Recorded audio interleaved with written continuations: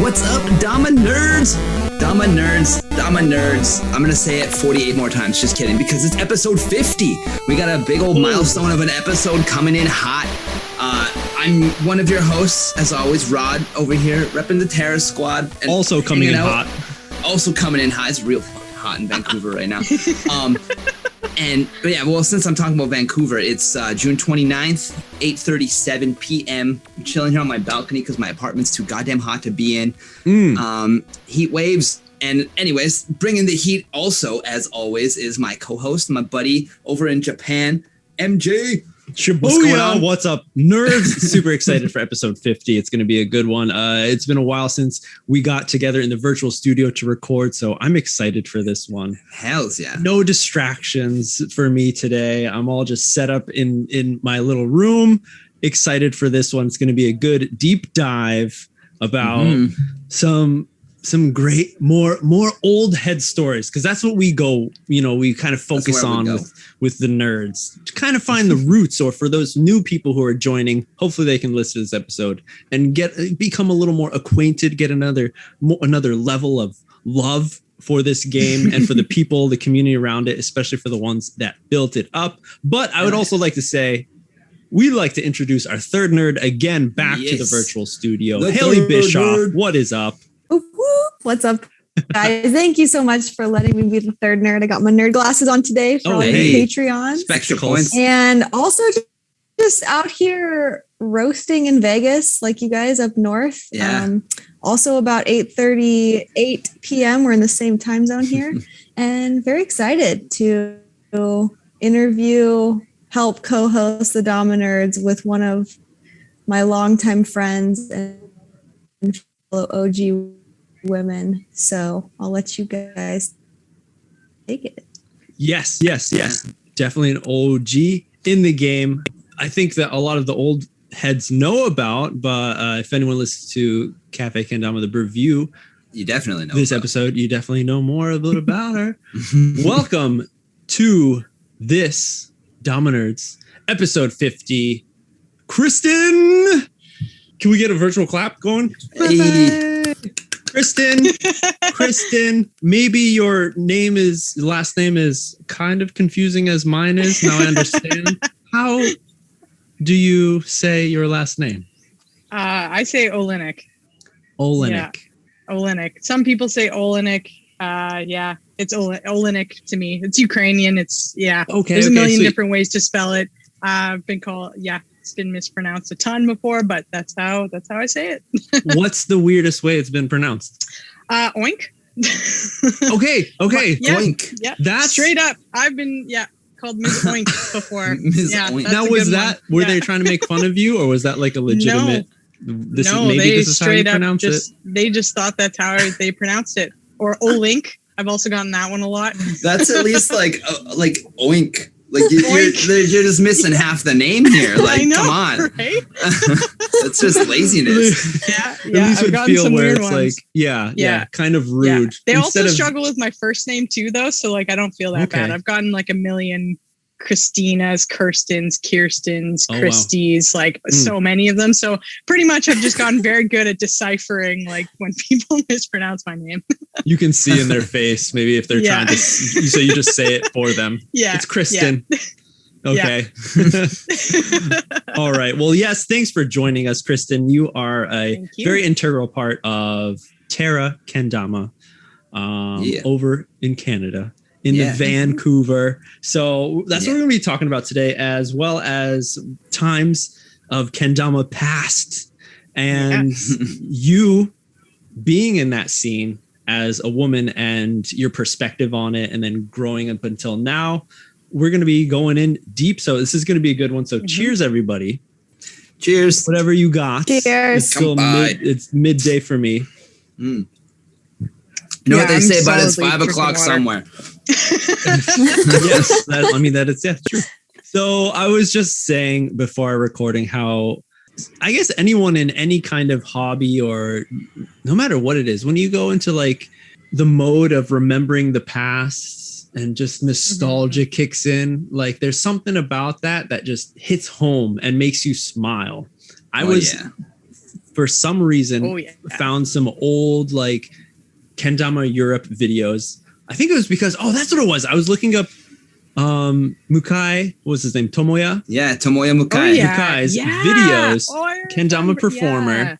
Still performs now, but definitely at a different level because of the scene and how it's grown. Because back in the day, this dude was like, he was a god in kendama. He was like EJC champion for like 3-4 years in a row. Right. Yeah, he was at the AGC that we went to. I remember that. And he was just like so much more serious than everyone else there. He won the one that I went to as well. Yeah. A couple years later.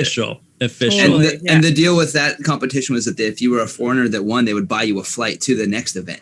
So he won the one, and then he just kept coming back and just kept. That's what it was. Yeah. He's crazy, man. Mr. Red, always in the red shorts, the red jersey, the red towel. And I'm sure we've talked about him before because I remember getting deep about how he has that intense like blink when he looks at his Dama before he does it. Like he's got like stretches.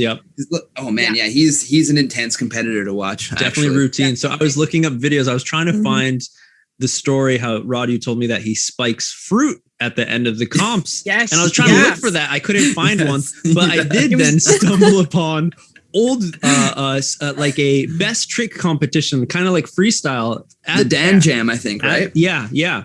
And I was so like, I'm like, man, I want to show this to everyone nowadays because it was amazing to see how many of the players, they like landed a lunar after whatever kind of spacewalk, and then they like looked at everyone, cool, and then they just walked off. They didn't spike it. Because that's how we grew up with the JKA. Like we knew if you got to that point, you knew how that's to spike good it. enough. Yeah, that's fine. We trust that if you can lunar, you know how to spike. It's fine. Well, not even that. I think it was just because there wasn't that mentality, that kind of unwritten rule, that law of spiking it is the completion. That's the period at the end of the sentence. So it's just interesting to see how the evolution has come and to think about what it's going to be like. But there's that, and then I stumbled upon 2014 Kendama World Cup. That's when me personally met all of you guys, anyone from overseas. And it's when I had my short hair. I don't think I had a mustache really, but I found like, again, videos of that. Did. Rod with your long ass hair. I was born with that mustache. Yeah. I might have been growing out.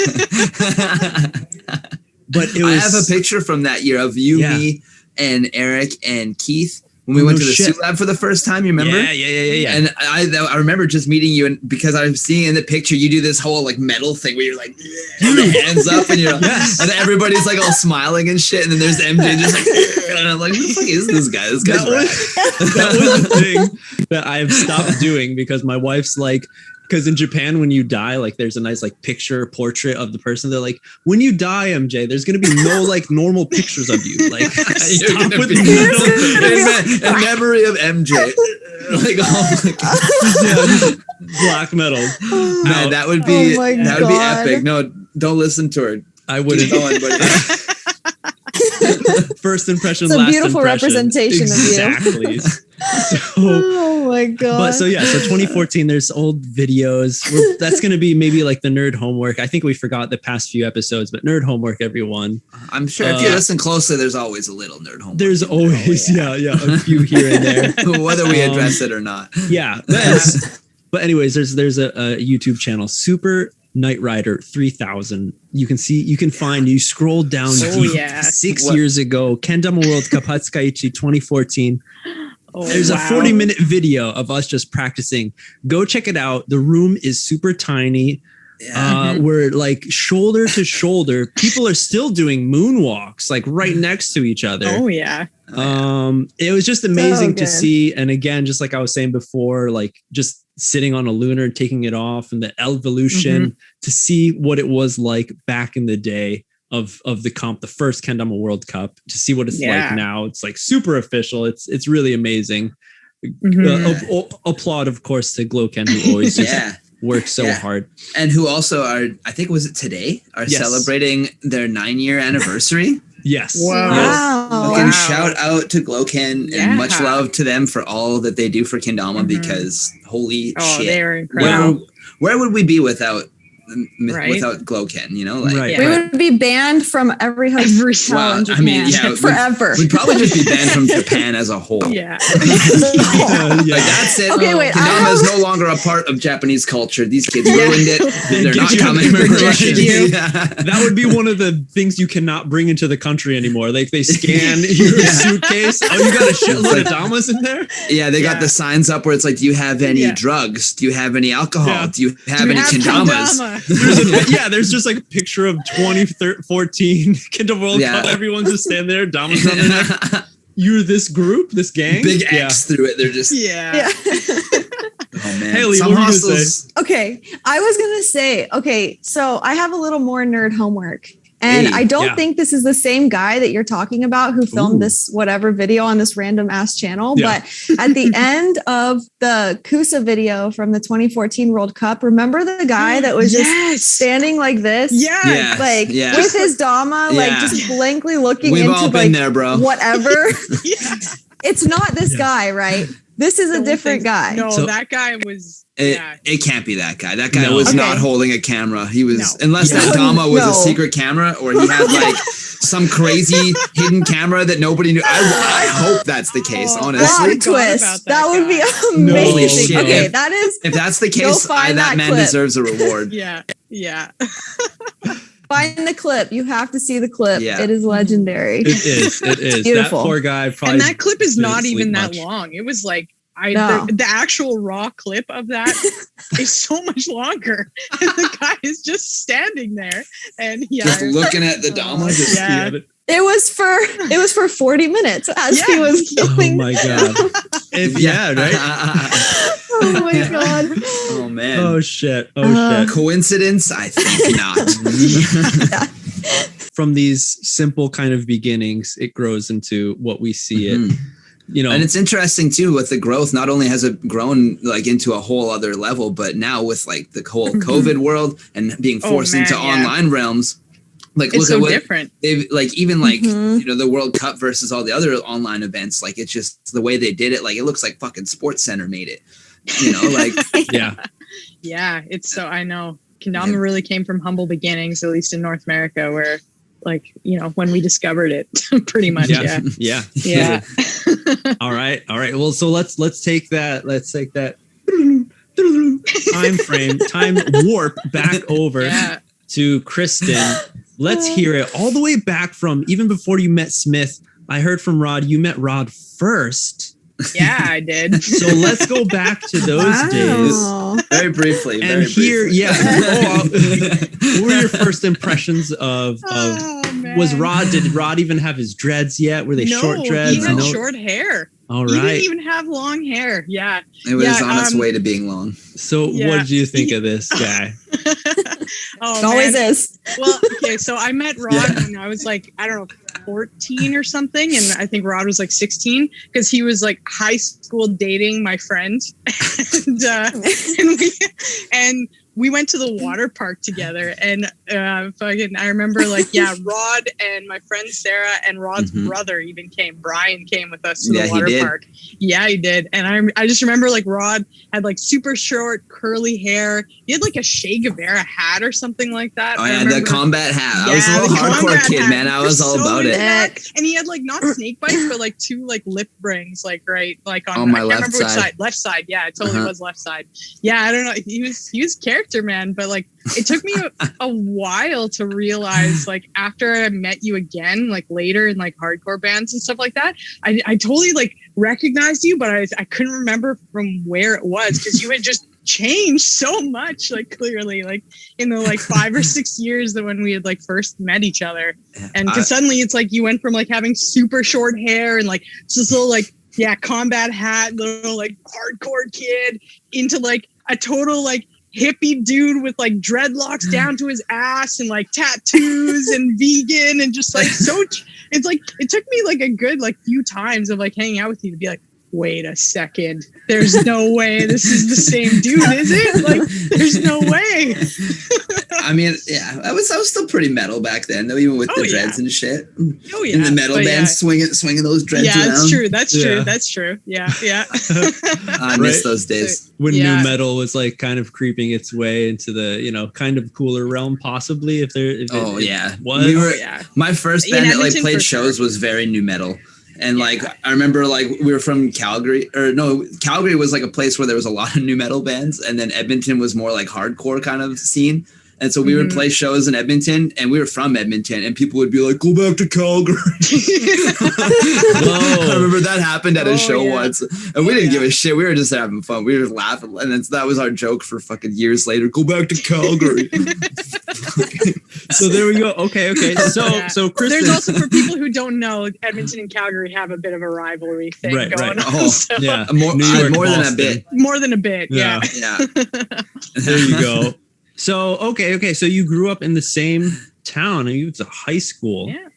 Yeah. Well, not the same high school, but we're clearly in like similar circles. Yeah. Like I grew up in Edmonton too. So yeah. Okay. And then, so that's crazy. I mean, there's got to be something. Some destiny is taking his hand right now, because you met once, parted ways, came back together. Now, when you met Rod, second time you met him, through going through hardcore shows. I was gonna ask, was it like at a Vespertine show or something? I want to say because I mean it would have been like with Alex, because like how did you first meet Alex? Because it would have been around then. Because I was playing. Well, we played shows together. His band Vespertine Battle Scene played with my band Paris on a Good Day, and I think the first time we played together was that show NCJC. Oh yeah, no, what was it? No something. No justice. No competition. No competition. Only something. NCJC. Yeah, it was. I still have the mixed CD. No competition, just collaboration. That's what it is. Thank you. NCJC. Yeah. I think that was the first time our bands played together, and I would have met him then for sure. Yeah. So, but I was there for that, so I feel like it probably would have been. It might have been around there. Yeah. And that was well before Kendama. That was like. Oh yeah, like. I don't know, 2006, 7? Yeah, I was going to say that. 5 or 6. Yeah, 5 even? Something like that. So it was like well before we found Kendama. Yeah.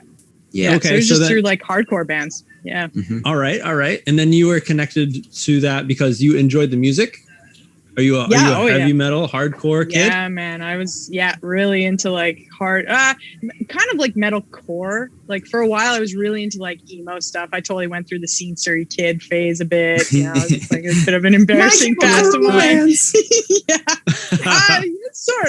of that genre. But I was really into like, just like heavier music, like metal, hardcore, that like, post-emo, post-screamo, all that kind of shit. I honestly don't know any of these like titles that well. Alex has spent many times trying to like tell me exactly what the divisions are and all. Okay, in these streams. But I used to love like listening to all that stuff. I would spend like most of high school going to just like shows and stuff with Bret, actually, because our mutual friend Bret, he was a big metalhead in the day. So so we did that. Yeah. There you go. Wow. So it sounds like there's, because I've heard of Bret plenty of times on the show. Rod bringing him up. He's infamous. He is. Right. Yeah. We'll have him on the show at some point. Right. Who's been talked about as he's also the captain of the boat that I'm about to go embark on this journey with. Captain Klein.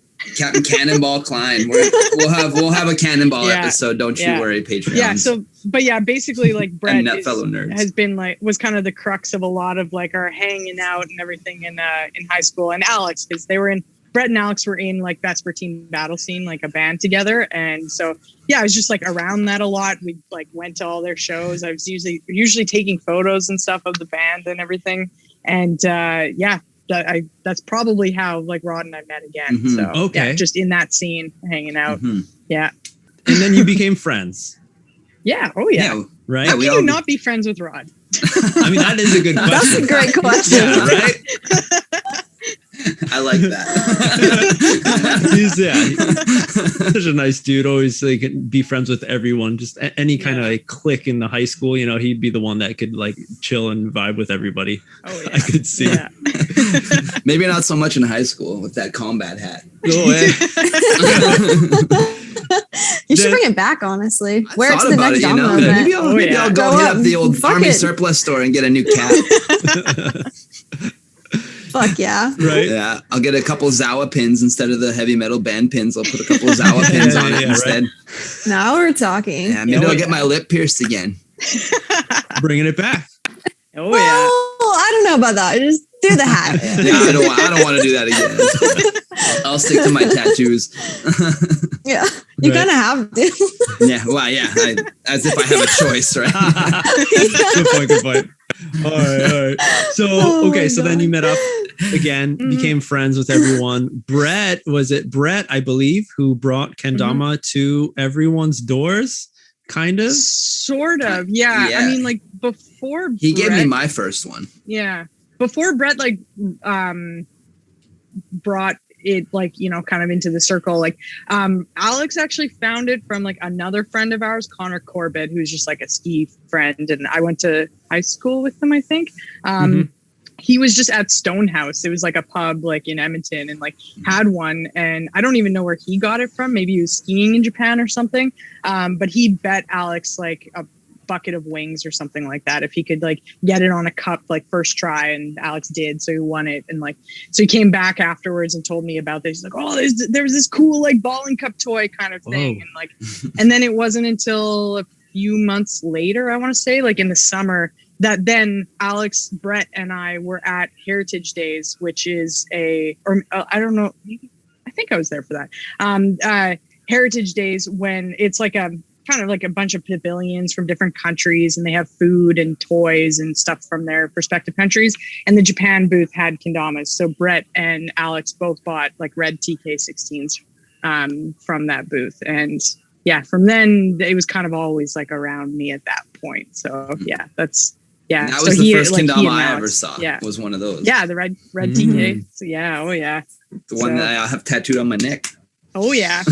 Yeah.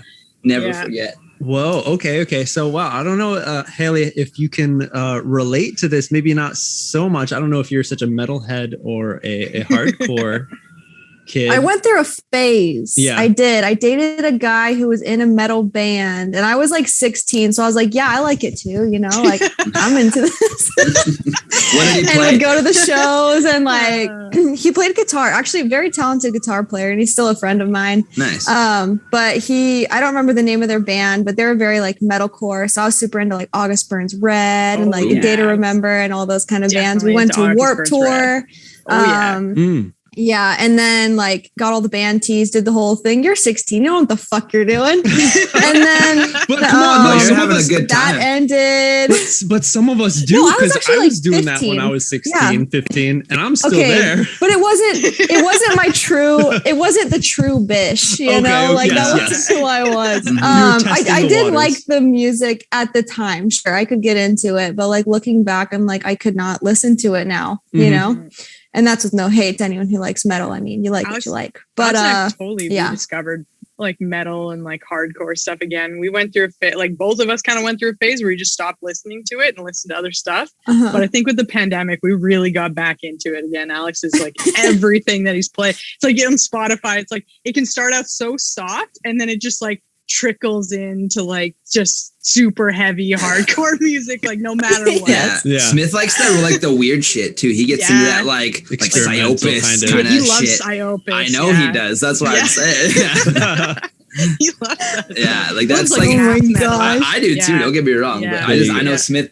Smith's particular brand is it's good. I've been more into the more droning kind of stuff. I've been so into Daughters lately. Daughters is so which Daughters? I never listened to which album. I don't know, whichever the Skull album is. I'm terrible at names. Is it Hell Songs? Or Canada Songs? Not Canada Songs. Or is it the newer album? Mostly a little bit the newer album, because Alex has been putting it on, but mostly the one with the skull. The one with the weird vocals. Album. Yeah. She's saying the one with the skulls, Rod. I don't know the album cover. I just know what it's called. Google it. Okay. Good. So I wanted to bring this up because I've made the connections, and I've sure plenty of people who've done their own research on kendama and how it began. We all see that skiing, extreme sports, inline rollerblading, skateboarding, these things that were like a magnet for misfit kids, usually kids who kind of didn't do so well. They kind of didn't fit with, I guess, whatever the norm, quote unquote, would be. And they kind of found themselves in this community. Same with heavy metal and hardcore people. I think I definitely like really resonate with that as well. So when I picked up a kendama and learned about like the scene, like I had that same kind of feeling with it. So I just wanted to hear, Kristin, with you, since you were also growing up in that kind of not the norm, right? Yeah, it was counterculture. It's just like, I don't know. Probably very angsty and just like, you know, the idea of like rebelling against the man. I'm going to be my own person kind of thing. And I don't know. I never really made that connection at the time, but like, you're totally right. It really does like intersect with all of these other sort of fringe sports, like counterculture sports and ideologies and stuff. And like, at least in the early days, for sure, I could see that. Like I was kind of always on like the edge of kendama. Like I for the first like 6 months or so, I didn't even have my own. I just kind of play with Alex's once in a while, and he'd be like, I got to get you one of these one day. I'm like, no, it's fine, it's cool. But like, it really was just like this new, novel, different thing, and all of our friends just kind of latched onto it really quickly, and we really didn't have to convince anyone. Like, hey, this is cool, you should try it. It's just like, you know, we'd bring it out to stuff and people would be like, what is that? Let me try it, kind of thing, you know, like, so it wasn't hard to get all of our friends like into it. It was, like, especially because we partnered it with so many like parties, like again, Bret's house like hosted so many kendama contests and parties and keggers, and like it was just like, I don't know, it flowed very easily. Like it, you know, I feel like everyone, all of our friends and everyone around us and myself too, just like latched onto it because it was just so easy to like play for 10 minutes and then you get bored, you put it away and you come back to it later. And then, but it was always there. So yeah. Was your friend group mostly guys at the time? Oh yeah. Yeah, that's how it was for me too. Yeah. I mean, still to this day, like most of my friends, like in at least like locally, are all guys. So yeah, like, you know, when I was a kid, I grew up with all guy friends pretty much. Like I had like friends that were girls like as a kid, but you know, you grow apart, or like one of them would go to a different school or something. You know, I moved a lot as a kid as well, so it's like, you know, a lot of my friends were just like guys, and I would just end up doing what they did. And like, you know, that was part of it too. But it was just, I don't know, kendama was infectious at that time for sure.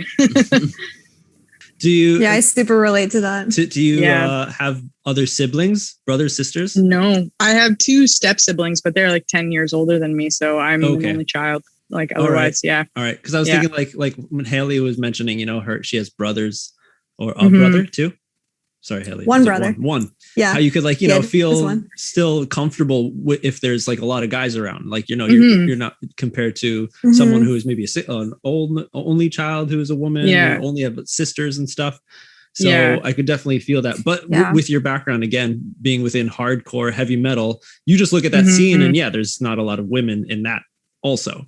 Not at all. But at the same time, like, I don't know. It's like, again, it's one of those things that, like, at least me personally, I never felt not welcome in the metal scene. Like I felt really welcome. I remember being at a show, I think it was Sounds of the Underground like show. It was like major, huge. It was like Guar like headline that show. Lamb of God was at that show. Opeth, like all these crazy like huge bands. And I remember, you go into the Human Meat Grinder? Of course I did. It's like amazing. Oh, what? But like I remember being in the middle of the mosh pit and like someone dropped their glasses or something, and one person heard someone be like, "Oh no, I dropped my glasses," and like everyone stopped and like spread out, and everyone helped find this dude find his glasses. Whoa. And then like everything just resumed after that. So I feel like, I don't know, the metal scene and kind of what I felt about the kendama scene is that it can feel it can feel exclusive at times, or it can feel aggressive, or it can, you know, the metal scene specifically, it can feel really like intimidating, but they're just a huge family of people that just want to share in their joy of metal music. And like, you know, it's super welcoming. Yeah. So I never, even though it was like very few women around in that scene, like I never felt not welcome, you know? So yeah. It's interesting. And I felt the same way about kendama at that time, you know? It's like, yeah, absolutely. It's interesting how like out of these subgenres that we're talking about, like kendama would be the one that almost like anyone could get into. It's like, you know, you think about skateboarding, you can't just be like, hey friend, try this out, or hey, listen to this heavy metal album. Probably the normal kind of person, the person who isn't maybe exposed to that kind of stuff, would be standoffish like right away. Where at kendama, there's a little bit more of a nice, it's like look at this, like, hey kid, you want this candy? It's so, I mean, honestly, like it looks like candy at the beginning, and it is candy, but I wanted to connect to how it's like, even though it's more accessible than the other subgenres, it's the one that I find again, I feel bad saying it. No, now that I'm saying it so many, the normal person, quote unquote, cookie cutter kind of, maybe the person who hasn't found their niche, they're the ones I think to step away from it early. Kendama, where then you look at like us, people who have found a niche, like me with metal and hardcore, it's like that's where I am and I commit to it. So same with this new thing that came in my life, kendama. I love it just the same. And it's not something I'm going to step away from. It's like, you know, like the outsider love is stronger than the cookie cutter. I feel like too, a lot of people in Dama, and this may be a huge generalization, but a lot of people that play Dama also have another hobby or another skill or another talent. Like there are many people who just play a lot of kendama and spend a lot of their time doing it, and they're really good at it. But I feel like all those people still have something else they do. And I feel like people that are like us or in this community or like-minded are people that just like to be multifaceted with their talent. And I think that's why kendama attracts people, because those types of people can bring it to everything else that they do. No, totally. I think that's a good point. Well, I think that's just like a thing that you want to just do too, you know, like there's so many things in life, like you can do anything. So like kendama's great, like music's great, all that shit's great, but then when you do all of them, then you get a little bit of everything, you know. I don't know.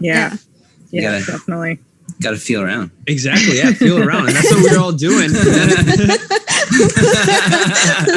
We felt around that kendama was something for us. So but for you, Kristin, I feel like it's grown into something that is a huge part of your life, more than just the average person, or even more than just the pro who is sponsored. It's become a livelihood of yours. So, it's my everyday. How is it to look back when you were younger, when you first picked up that TK16? Did you you probably didn't envision this outcome? Definitely didn't envision this outcome. The first time I picked up a kendama, right?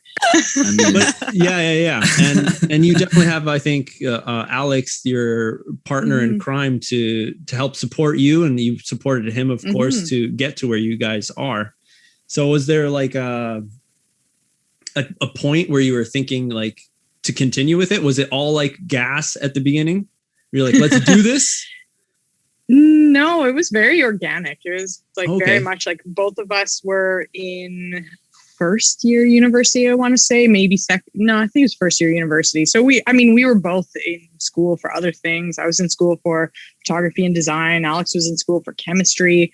And this was like just really fun. I could see him in a lab coat for some reason. Maybe some crazy frizzled hairs making mad scientist experiments. It turns around and has a dab rig on the other side. But we were just in school for other things, and this was fun. Like, before the review, just to kind of like refresh my memory, we went back and watched all of the KE edits that we did, and forgot that we did like 4 of them in one summer. It was like, this is insane. We were pumping out edits like faster than we can as like a professional company can, you know, like it was nuts. So it was just so fun and easy. And we were just, that's what we did in our spare time. You know, I was still in school, and Alex, it was just over the summer that he just decided he was going to turn a kendama, because he and our friend Ben like had played kendama for a little while at that point. They're like, I think we know what a good kendama is. Like we can try and make one. And he just like straight up bought a lathe. And even I was like, whoa, like, yeah, you're actually going to do this. This is sweet. Okay, cool. And so I was kind of watching from the sidelines. And, you know, in design school, like learning all of these skills of like photography and how to build a website and how to like market yourself as a designer and everything. And they were just trying to like put these kendamas like on Big Cartel and sell them. And just me watching from the sidelines, I was like, oh, this is atrocious. Oh, no. Okay, I'm going to step in here and like help you out. Because like clearly you're learning a lot of skills at like making kendamas, but like your skills at building a website and taking a photograph, like I'll help you out with that kind of thing. And so like Terra just kind of like grew that way. We just kind of figured it out as we went, and it was just going to be like a summer job or a side gig because it was fun and we wanted to do it. And it wasn't really until Alex finished his undergrad. I was going into my master's at that point, or like I was transitioning from my like undergrad to my master's, and he had finished, where he was like, oh, I might just like do this for a while, because like I just want some time off, and like before I head into like real jobs or real life kind of thing. And then just kind of kept growing from that. And then when I finished my master's, I was like, well, here's Terra. Like I've been doing this kind of like part-time for like so many years now while doing my master's. Like, why don't I just keep doing this for a while? And like, this doesn't have to be forever. Let's just like kind of keep doing it. And like, I think that's like the measure of a really great hobby or a great job, or like a sign that you really love what you're doing, when you know, you don't have to have this grand master plan of how it's going to make you $1 million and you just like exit and run. It's, you know, doing what you love because you love to do it. And if it allows you to have a livelihood, to keep doing it, to keep helping others do it, then like, great. Like that's what the goal is in life, is it not? To like love what you do and have fun. So 100%. Yeah, that's kind of how Terra grew. It's just kind of just kept going, and we just love it. Yeah. Right. So. Well, definitely you can't only run on passion. I think, you know, thinking about how to monetize, how to get some sort of income for yourself to sustain you in your life, as well as the business, and to grow it into something else. That's where it takes something like, where example, like maybe if you didn't step in and say, don't use this Big Cartel template, like who knows what would have happened to Terra? Maybe it would have gotten fired, or it would have just been like, all right, we're still making Damas just like every once in a while and on this simple website. And honestly, I think that's okay. Like, you know, not everyone's like, sometimes if your passion, if you get to do that every day and it doesn't make you a living, like that's fine. You don't have, not every single person has to start their own kendama company if they love kendama. Like there's a lot of ways that you can engage in this community and have fun and everything. But yeah, it's like, for us, it just worked. That like we worked off of each other's skill sets and just kept going. And yeah, it turned into a livelihood for us, which is great, because it definitely changes your relationship with kendama. But it's still very, very fulfilling, and it's just fulfilling in a different way now because it's my everyday. So yeah. I feel like there's something to be said about just like, if you like something and you want to do it, or you see yourself doing it, just starting before you're ready, because like there's never going to come a point where you're like, oh, okay, now I'm officially ready to launch this thing. Like, you know, sometimes you just have to like make the shitty website or take a shitty photo and put it out there, and then just learn from it. And, you know, I don't know if you guys would have been where you are if you didn't have, you know. Yeah, right. I know. That beginning. Yeah. So I'm like, that's great point. Sometimes you just have to start, and it doesn't mean that you have to like jump full in and do absolutely everything, but you just have to start. If you love doing something, just try it, and don't be afraid to make mistakes, because man, we've made a lot of mistakes over the years, but that's part of learning, and that's just part of like getting better and improving. And I think that's like very true to kendama in itself. Like, you know, don't be afraid to make mistakes. So yeah, absolutely. Was there anything out of the stuff you created with Terra that you felt? I mean, everything as a creator, you look back and you can say it's never finished. You can never really put a bow on it. You're like, it's never completed. It's fit. Like what was the term? I heard this from like a director, and it really was like, that makes sense. Like it's never complete, but like you just finish it. Like it's just because finished, there's a due date. It's like, this is when we have to just stop working, because or else it's never going to be complete. Yeah, you know? I had several professors tell me that it's kind of just like, it's done when you just say it's done, and it doesn't mean that it's complete, or it doesn't mean that it's like finished. It's just, you just have to move on to something else. And same thing, I had many architecture professors that said that. It's like, you will be working on this door detail for the rest of your life, because you will be trying to perfect this like one detail, or this one thing that you just really want to have it done. And you see like so many great architects where a lot of their buildings, you can see like a thread running through it. Same thing with painters, with artists, with designers. You can see there's this thread running through that, all of their work that ties it together, because you can tell they're just like really trying to like master that one thing, and they never feel like they quite get there, but that's part of it. And so same thing with kendama. It's like, so you can't really master it. You can get better and better and better and change what you're working on and perfect it in little ways, but like never quite finishes. And then even then, like sometimes you have a good day, sometimes you have a bad day, sometimes it's like, I cannot get this airplane, what the hell? Like yeah, man. Sometimes you go and stand on the train tracks in the hot sun and grind for 6 hours on a trick. I heard about that. Man, I've been on the grind lately for this trick. You have no idea. I put in like I think like 14 hours on this trick. Yeah. And we've been there for some of it, and oh man, a lot of solo he's sessions. Been grinding. Yeah, man. He's been grinding. It sucks. I got the worst sunburn on my neck the other day. It was like one of the hotter days in Vancouver. It was like, let's go film this trick. I've been trying it so much, it's gonna just sit there. It's gonna be like 5 tries, right? Yeah. Oh yeah. That's another again. That's another thing about like old heads like in kendama though, like the grind mentality is just not there anymore. It's just not the same. Oh my god, I relate with that so hard. Right?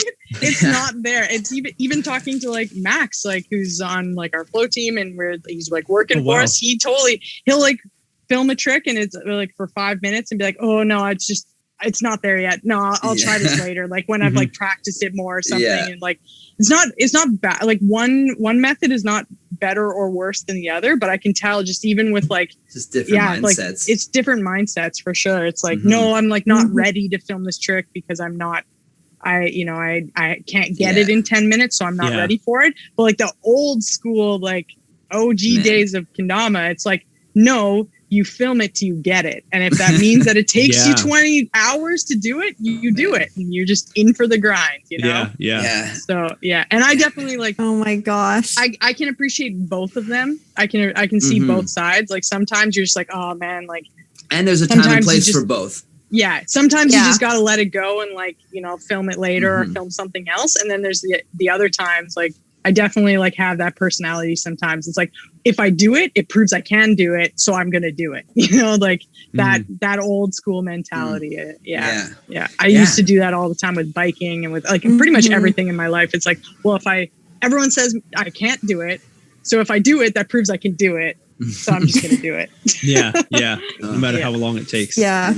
I feel like we used to grind a lot more back in the day. And I don't know if you guys relate to this, but like, I remember myself like in my college room, like just learning kendama, trying to hit my first lunar, and I'm on like a tribute single stripe slick ass fucking egg Dama. So hard. No, but the best part is that I was filming it on my old MacBook photo booth. Like, how you like press the video and it's like the front camera. I was just in my room and I was like, I'm going to fucking do it. And I got it and I have it somewhere, but I feel like that footage is just so far gone. I've made several edits like that. The grind then was real. It was just real. And see, like, I thought that those days were like kind of over. I didn't expect this much of a grind. it's like at this point, I'm just like, well, fuck, like, good God. Like, you're in too deep now. Don't get me wrong. Don't get me wrong. I'm gonna fucking do it. You'll see. You'll all see. Maybe by the time this episode airs. Yeah, especially you, Dama. I will be before then. It will be. I think it's like you made a good point, Rod, how it's like we did have to grind. Like there was no other option. If you really wanted to get that trick, you either continue the grind or you just abandon ship. Well, because there's like the limitations to the kendama, where now it has increased so much. So you've possibly there's the idea of like you can do more or you should do more. And then as well as like how everyone's posting on Instagram, everyone wants like quick, depending on who they are, if there's someone who's like trying to upload every day or something. Because when we were in it was just YouTube, so you kind of had the time. There was no one expecting you to put something out right away, unless you like set that goal for yourself. But that was another place, almost like a safe spot where it's like it's okay to spend so much time on this. Instagram wasn't a thing then, so there was no pressure to be like, oh, if I'm not like posting today, then the algorithm's gonna miss me, or like I got there's none of that. You know, back when we were first playing kendama, it was like literally just like, let's go find like the coolest lookout spot and like just grind for like 5 hours and hope we get it before like the sun goes down. The amount of times. I will also say though, like back at that time too, when like, I don't know what year you started playing, Kristin. What year was it? 2008. Okay, 8 or so 9, you're a couple years like before me. Yeah. But like at that time when you wanted the grind, part of my mentality was like, I'm going to be one of the only people that can do like a double lunar flip, you know, like at that time, like you were one of the only people who could actually do those tricks. Definitely. And now it's like, if you can't do a double lunar flip, then like you're still a beginner. Right. But at that time it was oh, she could do double lunar flips. Like what? Like, you know, so it's like you wanted to have your name with that trick. But now I'm like, I can't keep up. So I totally remember that. I remember like at Battle in Seattle, I think it was like meeting like Turner and a bunch of the Kusa guys for the first time, like right when Alex was like announced like on their team. And I remember very vividly having a conversation with Turner, and he's just like, oh, like, why don't you like film anything? And I was like, oh, I filmed like a couple things like with KE, but like Kendama Edmonton, but like, you know, I like filming kind of thing. But he's like, but can you lunar? I was like, yeah, I can lunar. He's like, well, then you should film. Like, that's so good. And that was like back at the day when like, if you could lunar, that was like, that's it. You're good. You're done. Like, you're done. You're done. Yeah. So that was literally the mindset. It's hilarious. Yeah. And it's like, you might be the first like, what is it? To do it. Man, I don't know. It just seemed impossible. I'll never forget seeing Colin Sanders at 7. He does the lunar. I'm like, what the actual fuck is this sorcery? There's no way. Yeah. Like I was losing my goddamn physics. Mind. Yeah. Oh man, I know. So I don't weird. know. Yeah, that lunar was like definitely like the threshold at the time, and like I totally remembered. Like it was like, yeah, when I can lunar, I'm just gonna be done. There are no more tricks. Yeah, right. But it was pure balance then, because with whatever we were playing with, it was all slick. Tama, slick paint. So when you would see someone, Colin Sanders hit that lunar. Or Trey even like back, it's like no, like I don't like that's unattainable. So I even remember I can, but like to kind of circle back to the like no spiking thing that like, you know, I wasn't considered like ending the trick to spike it. I remember at EJC when some of the JKA guys came out and they were doing like Q and Dawn testing and stuff, and I went for the Q because I was like, oh, I'm not quite ready for the Dawn yet, but whatever. So I remember one of the last trick, like I do Mushkami and a bunch of like spike, earth turn, big cup, around Japan, that kind of stuff. But the last one was you had to do a lighthouse and hold it for 3 seconds. And like there was no spiking it after that. It's just like you have to like pull up to the lighthouse and hold it for 3 seconds. And I remember I was on like my last try, and it was so hot because we were in Poland and I was just dripping sweat everywhere. And so I like pull up to this like lighthouse, and I thought I had it, and then it started sliding. And so I was like, oh no. And I started following it across like the hall, and then I pause it and you'd be like 1, 2, and then it would start sliding again. It was like a 20-second like lighthouse, just trying to get this thing to stay on this Zora. And I finally got it. It was like 1, 2, 3, and like it was so exciting. Like, to oh my finally get God, it. you know So, like, what we should do? it was so Start a nerve-wracking. contest where you can only use slick ass damas. Yes, Dude, yeah. yes, absolutely. And just do all the same tricks and be like, see guys, Yeah, see why see we're how over hard the this is? grind. Like Yeah. And short strings.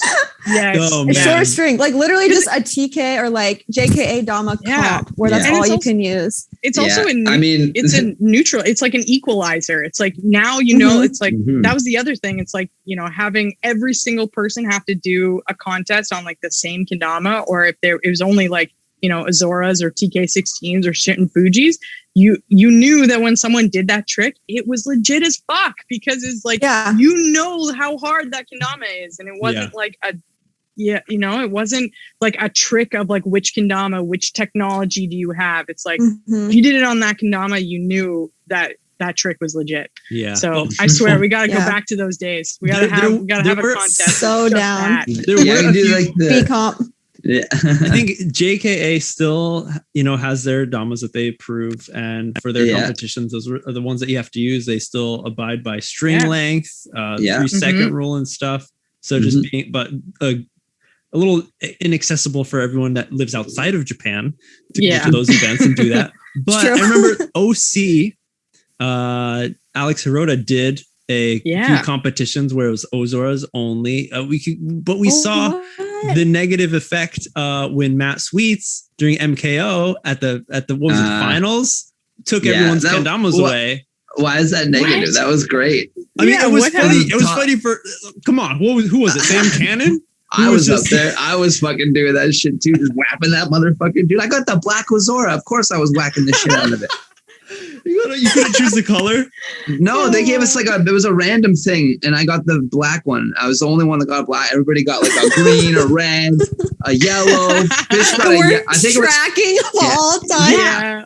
Oh, I like. man, yeah. I pushed on the cups, Oh my like with the bevel, like in the cup. I pushed on it as hard as I could and just twisted it, so the cups like cut a fucking stripe in it, kind of. Okay, wow, nice. It, like obviously not There you go. perfect. Like Yeah. I'm no it Picasso worked. whacking an Ozora, but you know, I fucking it worked. But yeah. At least for that, it was, you know, we could see that it wasn't good because there were people who were pretty much like, you know, imagine if you went to have a horse race and you had this horse that you trained for this race, and then all of a sudden they took the horse away and they're like, here's this donkey you're going to use. Everyone's going to use a donkey. All right. Honestly, I'm completely fine with it, with the stuff that we've talked about with Van Jam and things like that. Like, we are so about the anti-contest that, like, Exactly. Yeah. But that's I'm the thing. so about it. You I have guys no got the. problem. Oh man. I You tried to guys do that turn to it. the Gallaghers that one time at Van Jam. When the Oh, Gallaghers were in the finals and I was all Yeah. drunk and I was like, make them play off the wall. I wanted them to Yeah, like we've roll talked the about dice that. and like pick a random one. And We've honestly talked about that Man. with Van Jam. It's just like making everyone like got the so finalists. mad at me. Stod like Yeah. took me aside. He's like, Rod, Oh, shut yeah. the fuck up. I was like, did Nick Stod just tell me to shut the fuck up? Was there money on the line for that one? Was there a prize? No. Oh no. There was prizes. There Was were that not- prizes, but no. was that the not year there was money. the jumbo purple heart? It was either that one or the like the skate ply skate one. ply like laminated Okay. one. I think But, it was the skate I don't know. ply The one. other thing about Van Jam is just it's always been an anti-contest. So it's like Alex always laughs. He's like, "Oh yeah, we're gonna have a contest. Someone's gonna win. We're gonna make fun of them for trying too hard. Like, you know, we're just gonna be here to have fun." And like, I feel like as long as you're coming to it in good faith, like that's in the spirit of good fun, of just like not taking this too seriously. There are other contests where you can take it extremely seriously and you can have the like competition and the world champion, but like, you know, there's also space in kendama for just like having fun and like messing with people and like in a playful and like positive way to say like, hey, this is still a toy. Let's have fun. And like, you know, like I think in that spirit, like a contest where you're like, no, you got to go back to the old school, like a healthy kendama or something like that, and try and like lunar it. A healthy. They don't even make those anymore. No. Right? Like, Oh, get the Kind Alex plastic out. Yeah, the real, yeah. the real Exactly. slick. Oh my There you God. go. Yeah. So again, you guys have a different beast of an event. There's definitely focused on just having good times, which is awesome. I asked if there was a cash prize for that last one, because I'm sure people would get, a little fired up if there was, and they're like, now you're trying to give me this Ozora that I have to play with for this like I made it this far and now you're gonna fuck me. It's not gonna fly. But that's the point, man. That's exactly. It's a different, like you said, right? There's a place for those like serious competitions. There's a place for non-serious. So if we prefaced it well, where you're joining this competition, you have to use an Ozora 2 fingers. Like here's the tricks or something. Then I think everyone whoever would be down and would be down completely. And there would be, I think, plenty of people. Plenty of people who would be down. Oh yeah. Or even to use your own. I was thinking of an idea where it's like, if you have your original kendama, the first one you ever played with, that's a comp. Oh. First kendama comp. Wow. Bring that shit First out. kendama ever. That shit is haggard. Yeah. But I'll bust it out. It could be like haggard in a good way. Like a stall action might be just like, that thing is good. Honed. Mine's pretty fucked up. Yeah. Well, that's all you got. Seriously, that's what you gotta work beaten with. down from so much like cup play, like just mushkame and like just around like the USA. Flattest spikes. I have a blue battle that looks like it came from like Imada-san's fucking bag of damas, because the big cup is beaten to like half its width. Oh yes. I remember that one. I know that one you're talking about. That kendama's been through some shit. Yeah. Oh God. All of them. But so there you go. Maybe that's some fodder for Van Jam, next Van Jam, some new ideas. Yeah. It's coming up soon. Yeah. July 10th. Yeah. Hopefully it's not as hot over there for you guys. It's gonna be. Shouldn't be. Yeah. You have an ice cooler. Man, my ice is already melted. It's warm, dude. I went and put like 4 more ice cubes in here before we started. I also have an ice pack, and it's like liquid now. It's warm. You guys, I'm sitting with a blanket in the AC. Yeah, and it's probably just as fucking hot there outside, isn't it? It's like, and Haley's just like, whatever. I'm just acclimatized. Yeah. I'm just used to the sweat. I'm fucking here. We ain't used to that shit up here, bud. I know. No, we not. All right. So how about let's roll over to how was the scene when you were there? Of course, when you were Kendama Edmonton, you were surrounded by friends. You felt nothing awkward, nothing weird. Of course, you had Smith, who's boyfriend, aka bodyguard in some ways, depending on how protective relationships could be. I don't know, nothing. But when you went out to maybe different competitions and stuff, how did you feel possibly being the only girl? Were you the only woman? Honestly, I didn't even notice most of the time. And that's kind of saying something. And part of it is also just because a ton of my friends just were guys. Like it's not that I didn't have girlfriends. It's just that I was just used to like hanging out. I was in, I was in snowboarding a lot. Like I worked in the park crew, like they're all guys. I was like the only girl in the park crew for a long time. I was just kind of used to being in those realms of just like male dominated spaces and sports and stuff. So again, like looking back at some of the Kendama Edmonton edits, we had an edit that it started out at like Battle in Seattle. And I didn't even realize until rewatching it, like almost 10 years later, rewatching the footage, I was like, there is not a single woman in that crowd. Like, wow. And like the reason there isn't is because I'm the one behind the camera filming it. And I was clearly the only person there.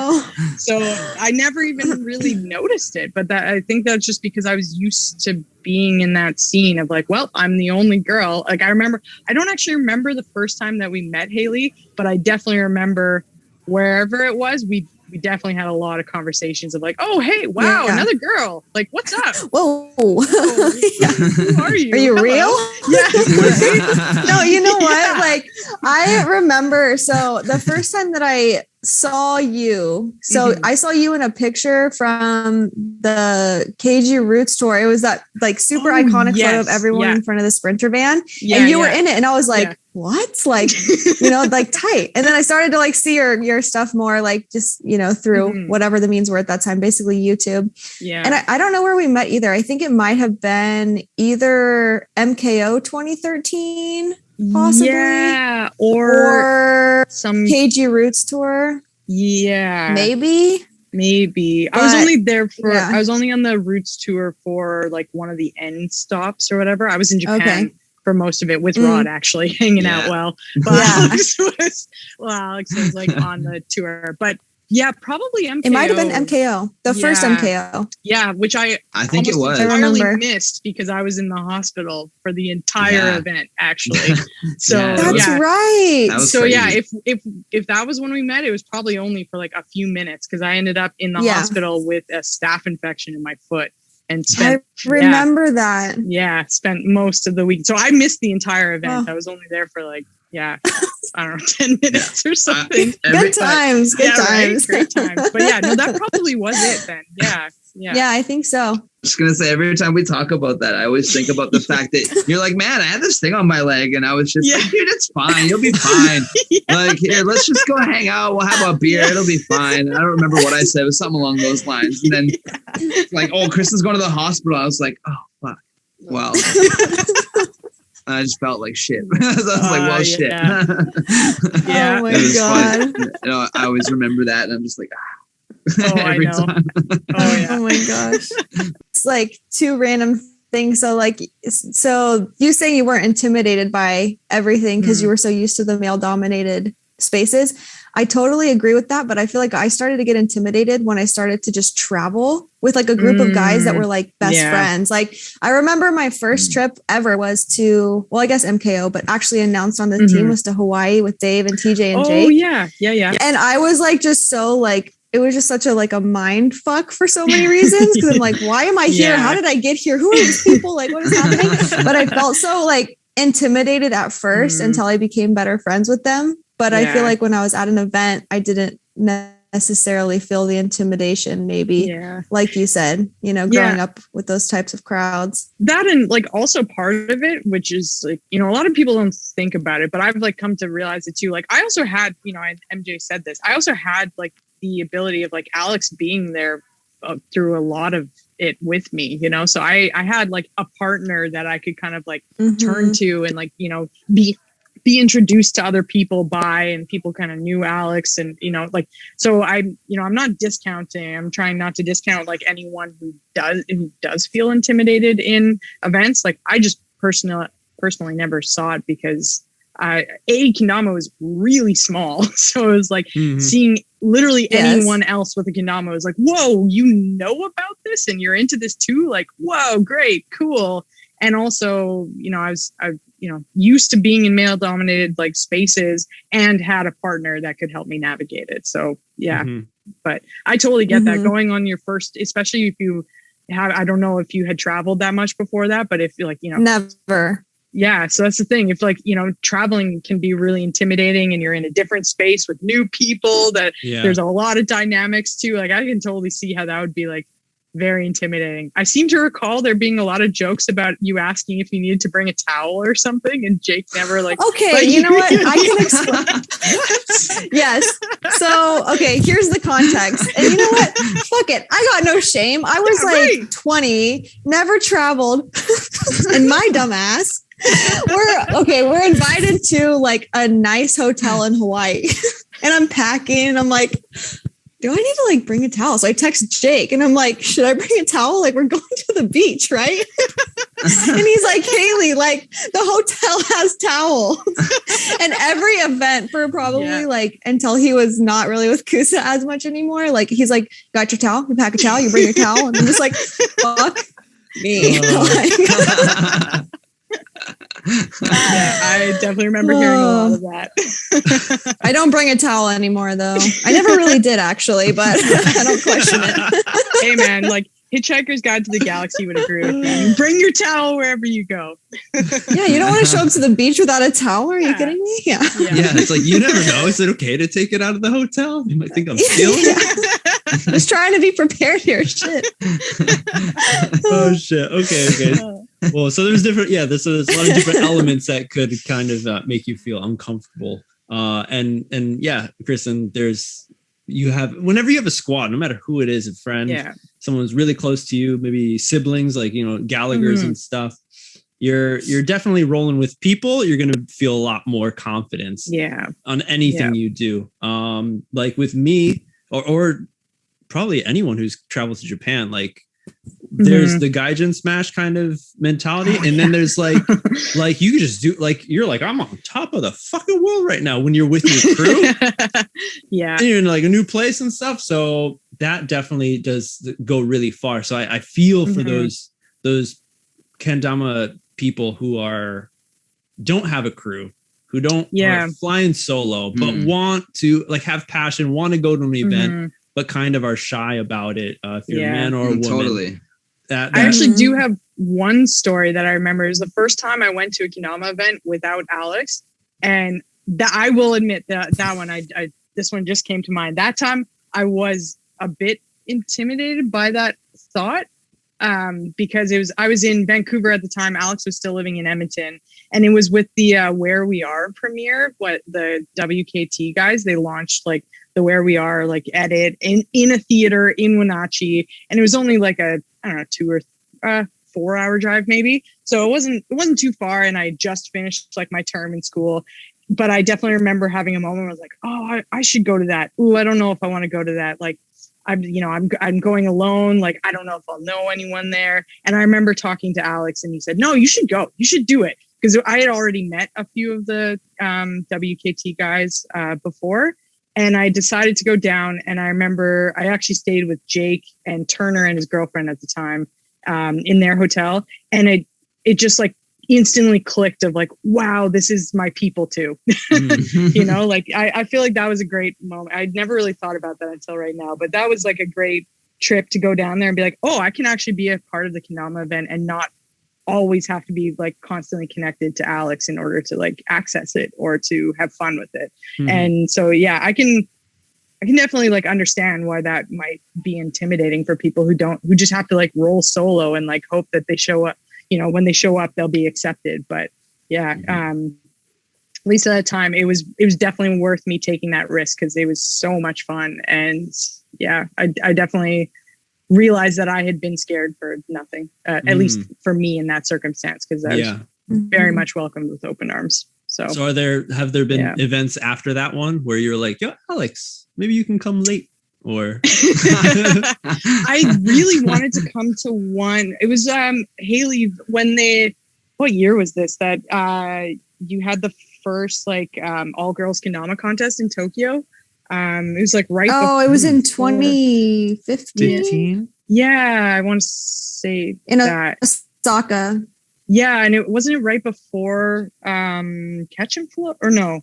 It was the day after Catch and Flow. Day after Catch and Flow. That's a different one. This was like different one. Different. Which The first girls event was in I don't even remember the venue, but I remember it was like girl DJ, female DJ, female MC, like, so that one was like the first like all girls kendama open, but it wasn't called that. Right. But the one it was the last one that we did. It was in 2018. Yeah. I think the one that was the day after Catch and Flow. That makes more sense. Yeah. It's like timeline wise. I remember that one. I was like really trying to go to that one, and it just didn't line up. Like it was like right before Christmas, and it's the busiest time of year for us. So I couldn't really make it happen. But that one I wanted to go. And Alex was like, oh yeah, like you should do it. You should go. But it just didn't really line up.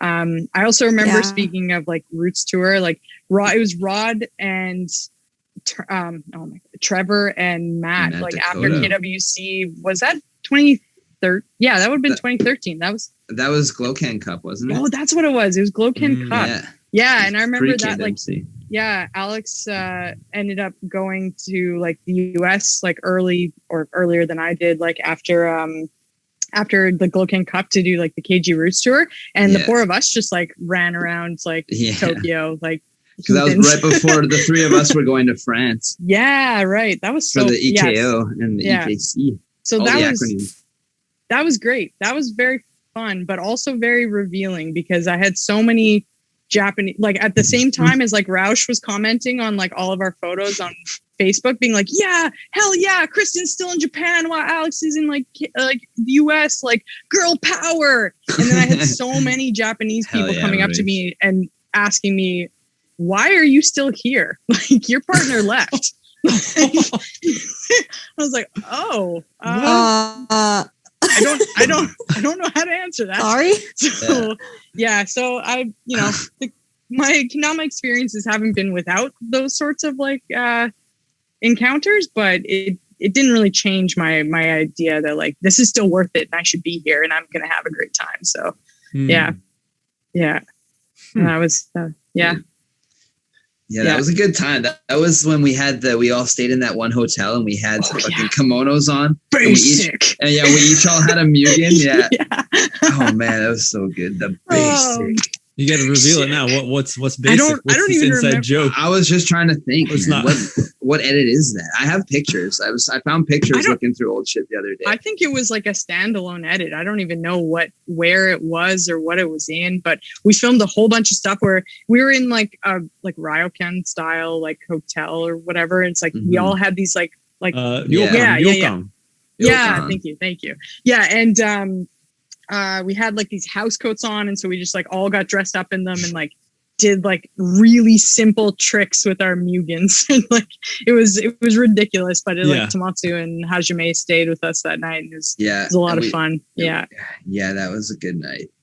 And it's I'm forgetting somewhere? like the basics of it now. If we scour, it's hilarious. I just remember my favorite clip of all of it is Kristin does a spike and looks at the camera and just like moves her mouth like as if it's like a Japanese dub, and Trevor is behind the camera and he goes basic, like in like a really deep voice. It's really funny.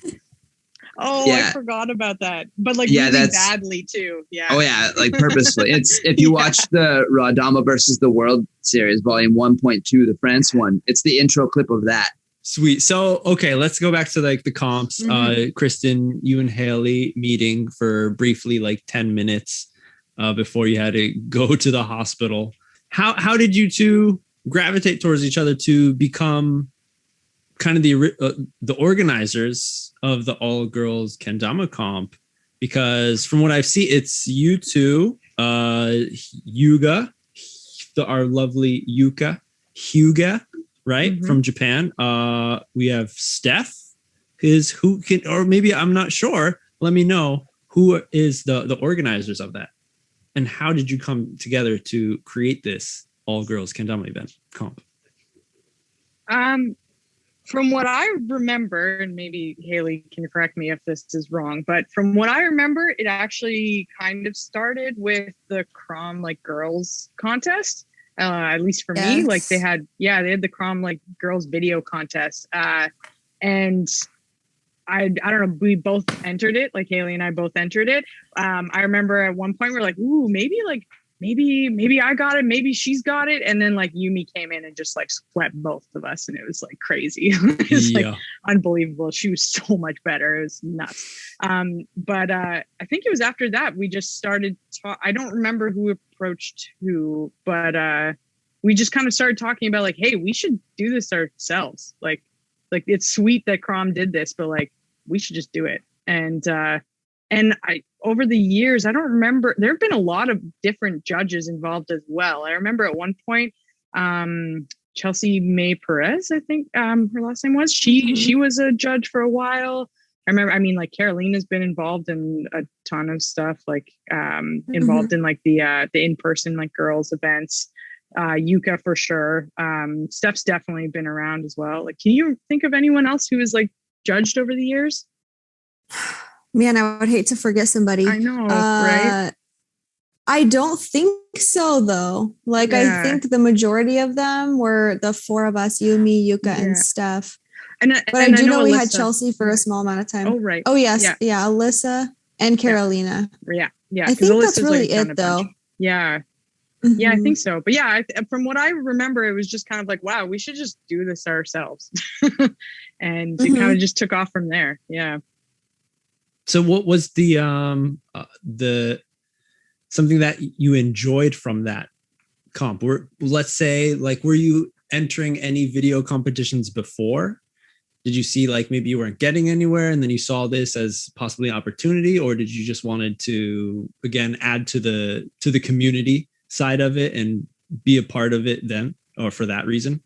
Yeah, I don't think I had entered any kendama like video contests, for example, by myself before that. But I mean, I'd been a part of like the KE edits and the Terra edits, and just kind of always been, you know, I'd toss a trick in here or there kind of thing. But I'd never really considered just entering a video contest by myself until that came out. So that definitely put it on my radar for sure. Yeah, and something that I just loved about judging and being a part of the like all girls contest once we took it over and kind of made it ourselves was just getting to see other women like have that same sort of like opportunity of like, oh, hey, like I never really thought about doing this, but now there's a contest that's directly saying like I should do this, and like, you know, this is a place for me to like, you know, try it out and like find my own opportunity and my own comfort level of like entering these contests and stuff, and just getting to see so many new faces and then see them come back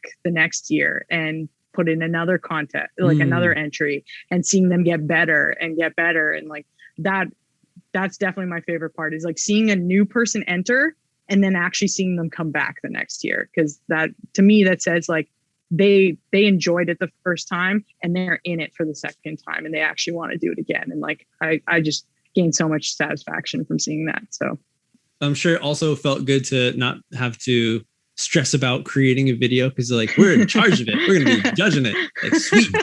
Oh, that's harder though, man. It's hard. It's so hard. Yeah, I almost thought that too with the New Year's comp, and then it's fuck that. Yeah. I need help judging next year. I don't want to do it. Yeah. Yeah, every year it's gotten harder because just people are getting better and getting like, you know, gaining new skills and putting together better edits, and like more people are coming in with like, you know, other it's just every year we're like, man, we're going to try and make it easier on ourselves. And it just doesn't happen, because every year we just have such a deliberation, because there's just so many amazing edits and so many amazing women that we want to showcase and we want to like, you know, celebrate. And it gets, it's tough to like pick winners, you know, because they're all like totally so incredible. Yeah. So how does the decision making happen? Is it majority rules, or is it like a jury at a courtroom? Like everyone has to agree or else it doesn't fly? A jury? Like, yeah. I feel like we all have similar names that come up. So basically we'll all watch the edits individually. And then we each take our notes in whatever way we're judging them. And then a lot of the time we have similar names that come up, but then sometimes a random one will come up and be like, oh shit, I got to go watch that video again. You know, I forget like exactly what you're talking about, but I feel like it's like a jury situation maybe. Yeah. I'd say it's very, very democratic. We just like, you know, it's we just kind of talk about them. We usually like, sometimes like, the same name will come up, but like, you know, Steph will say like, you know, for different reasons, like maybe Steph really liked like one of the tricks that she did in like this part of the edit. And then like, I will really enjoy like just the feel of the edit or something, you know, they're like, so we'll all have like our own reasons for why we're coming up with these names, but we can usually like talk it out and work out like, okay, where does this, you know, person fit? Like she obviously deserves a prize, but like, you know, under which category we might like have a bit of a discussion about. But yeah, I'd say it's that seems about right. It's very jury based kind of. Yeah. Yeah. It's always hard. It's super hard. Yeah. And we've tried like, you know, shaking up like the categories from going from like am and pro to like just different. This year we did like, you know, best cinematography, best like vibes edit, and we still ended up having to get like extra categories because there were just so many women were like, she cannot walk away from this without like us mentioning her somehow, you know, like, so it's tough. I think Rod went the right route by just giving it to almost one person, like whoever the sponsor is, like you choose where your prize is going. Like that, and like it's up to you. Yeah. 100%. I think it is a very smart play. I can't believe that worked as well as it did. I'm still stoked on it. But even still, I still had to choose my own winners for my prizes, and that was hard enough. It's like, I want to give one to everyone. It's 70 some entries. Like, it's a lot of Damas to make. it's a lot. Anybody who's ever made an edit just knows how much of a grind that is. And so I always feel terrible when a majority of the people walk away with nothing because I know how much time and energy goes into that. And the first 2 years that we held the video contest, I hand wrote every single girl a note and like gave stickers and a string pack. And I was like, thank you so much for, being a part of this and putting your time and energy into this. Wow. I stopped, which I should bring back. But it's a lot of work. So, you know what you should do? You know what you could do? So I go to a lot of festivals and shit. Actually, no, I don't go to a lot of festivals. I don't know what I'm saying. I don't really like festivals. I go to a lot of concerts. And wow. And I see festivals and there's bands, like, especially in Japan, there's a lot of not many bands can come to Japan. Okay. So when they do come, like, they can't come and headline their own tour because there's not many fans. So what are they called? Vendors don't want to bring them over.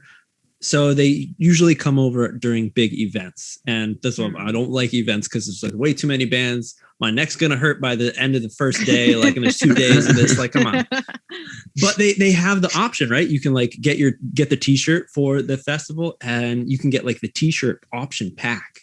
So like maybe that's something you can do where you could like design some sort of shirt or something where a good that when they enter, if they prove that they enter like with some email or something, or you could probably see, then they get like a discount on the item for some reason. Hey, I don't know.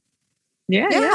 That's an idea, honestly. Because I definitely hear what you're saying. Like, you definitely want to give credit for everyone, because it does take time to put together an edit, from something very simple to someone who puts a lot of effort in like within the edit itself, like transitions, music and everything.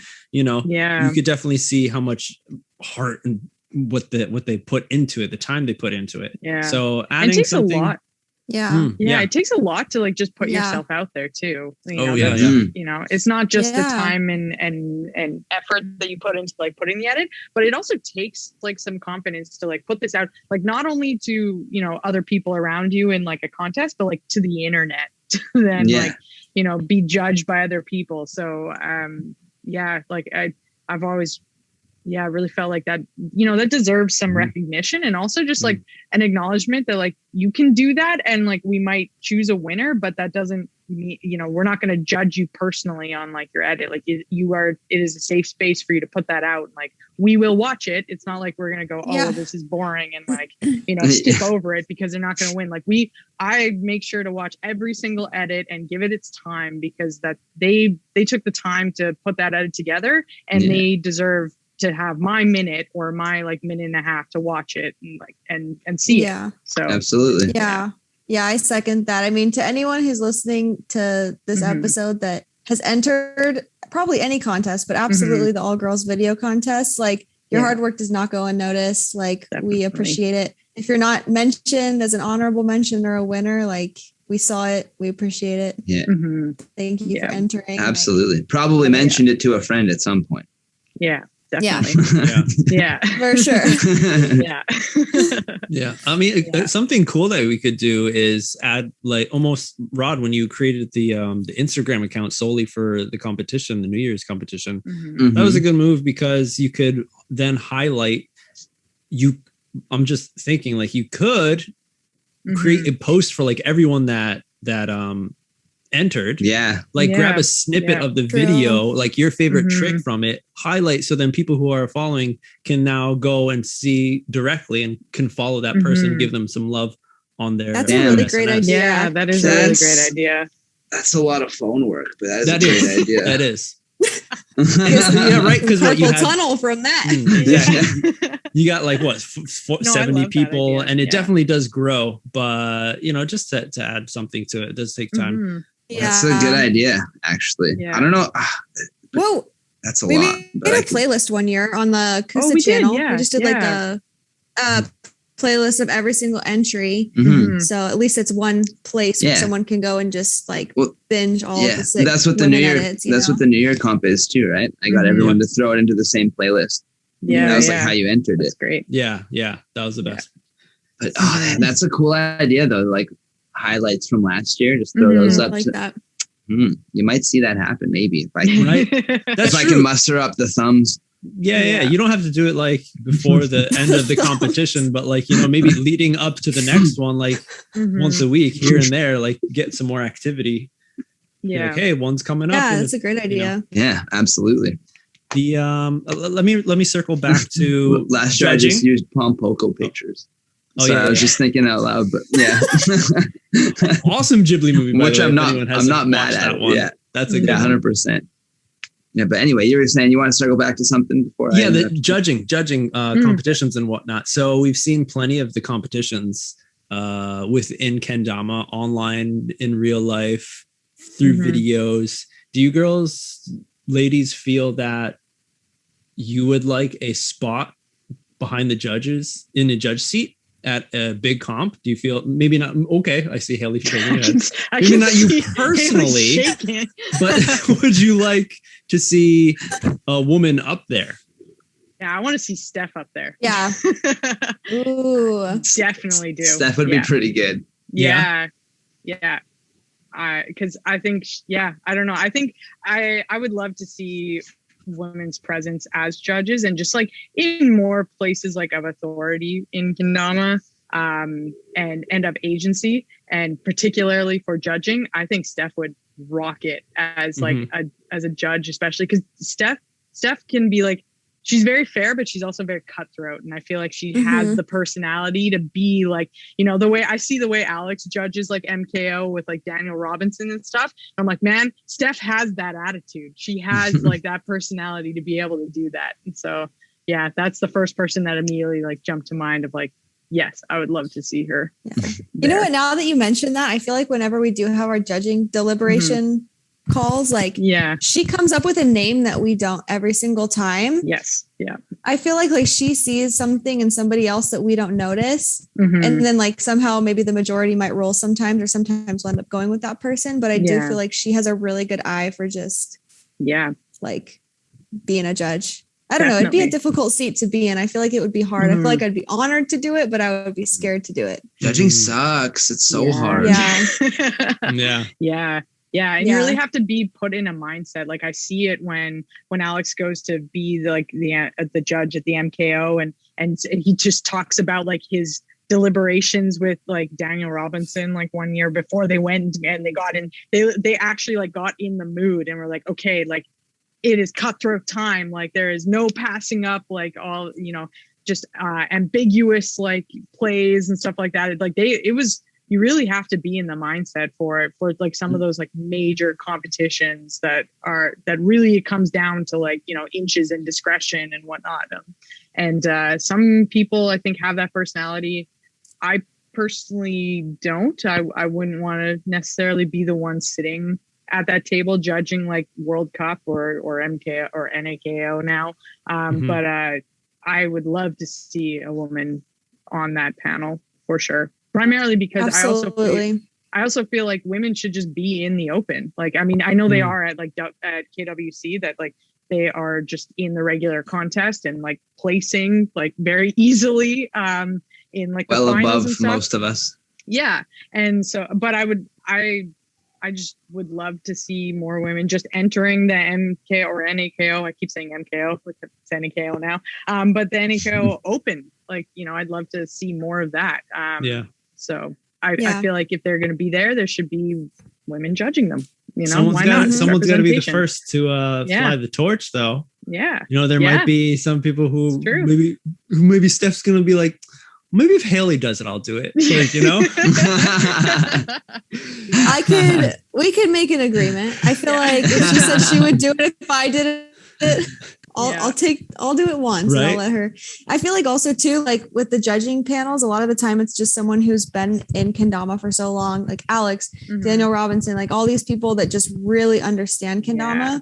And I feel like it would have to be somebody who has been in it for as long as them to make it an even fair judging panel as well.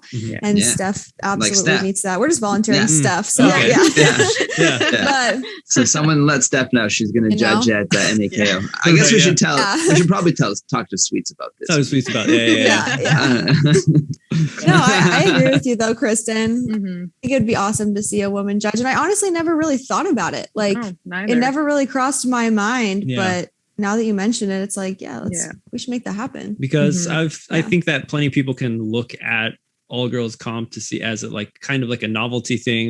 I was briefly talking about it before we started recording, how, you know, like Pride Month or like remembering, you know, people of this race, ethnic backgrounds, even simple things like Mother's Day, like time to hug your mom and to give you something extra on that day, which like, actually this is it's good to focus on it, but it shouldn't in the same time it kind of puts in our minds that it's like just that one day, even though like you don't feel like it's that one day, but it's like it's the one day. I gotta call my dad when it's Father's Day to say thanks, give him like a tie or some socks or something.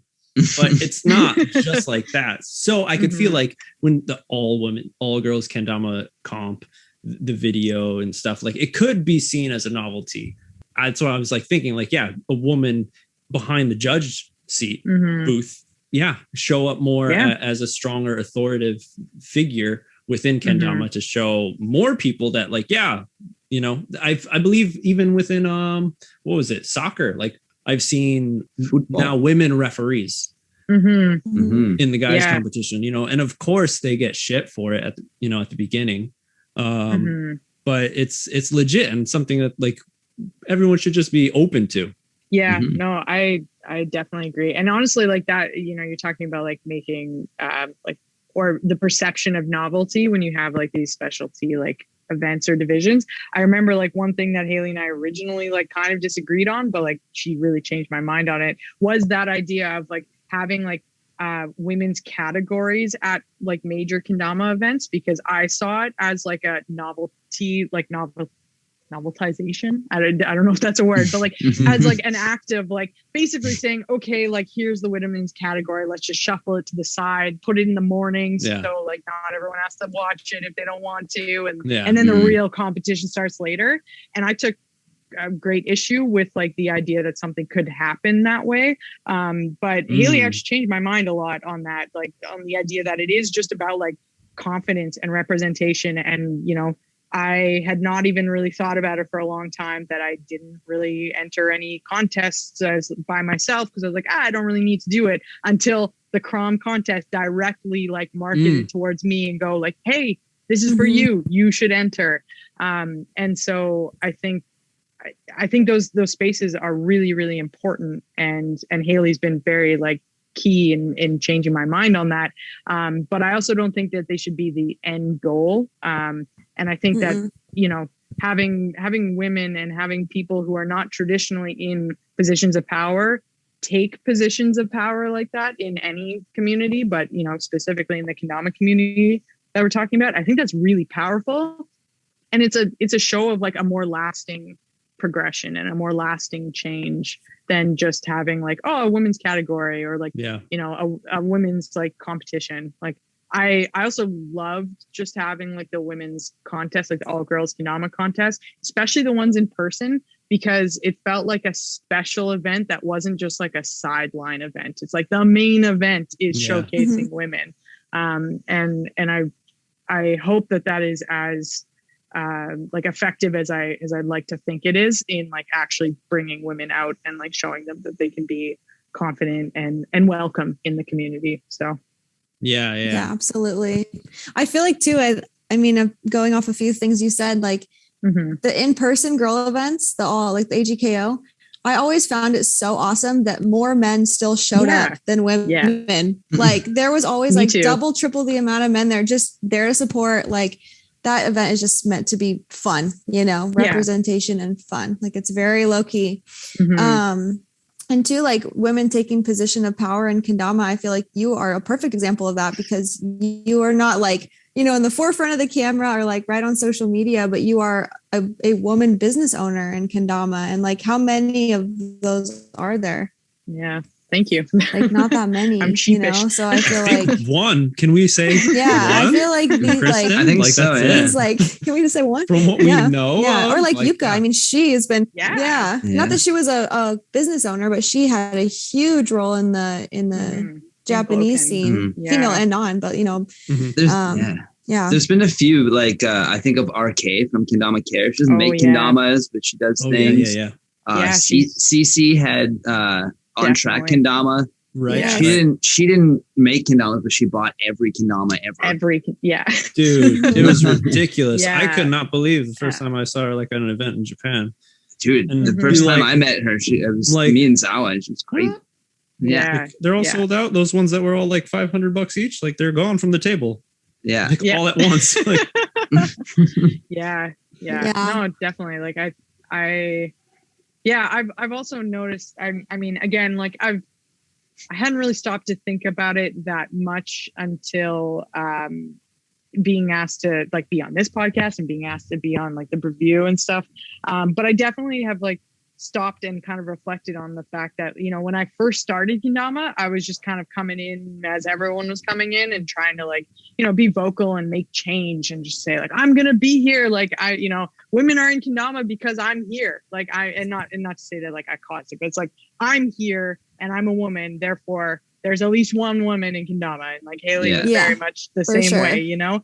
And I definitely have like come to reflect on the fact that my position has changed in this community in the last 10 years. I'm now like, you know, no longer that person who is like pushing from the sidelines for like change. We must do this. It's like, I do recognize that I do have power. I do have influence. I get to influence some of the decisions that we make as a business, like the designs that we do, the steps that we take on certain like actions or decisions about our team, about players, about events that we go to. And so I think I never really like stopped to think about how much like influence I can have on these things until being asked to be on these podcasts and stuff.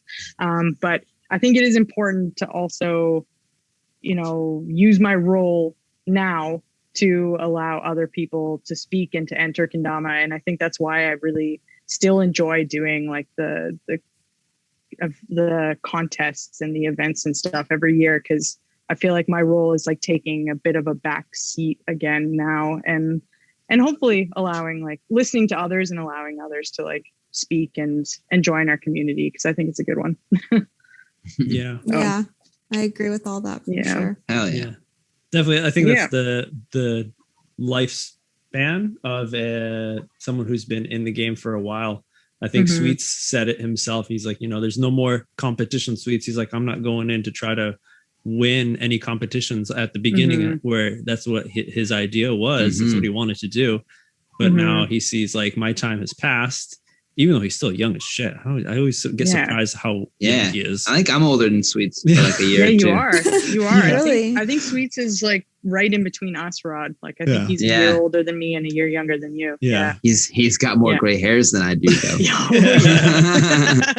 It's that dad life. The dad life, it must be. Company life, It must be. We still love you though, Sweets. Don't worry, buddy. Yeah, dude. So taking that, you know, the back seat and letting the new people kind of shine and move forward. That's definitely a spot. That's what we grow into, evolve into. Yeah, definitely.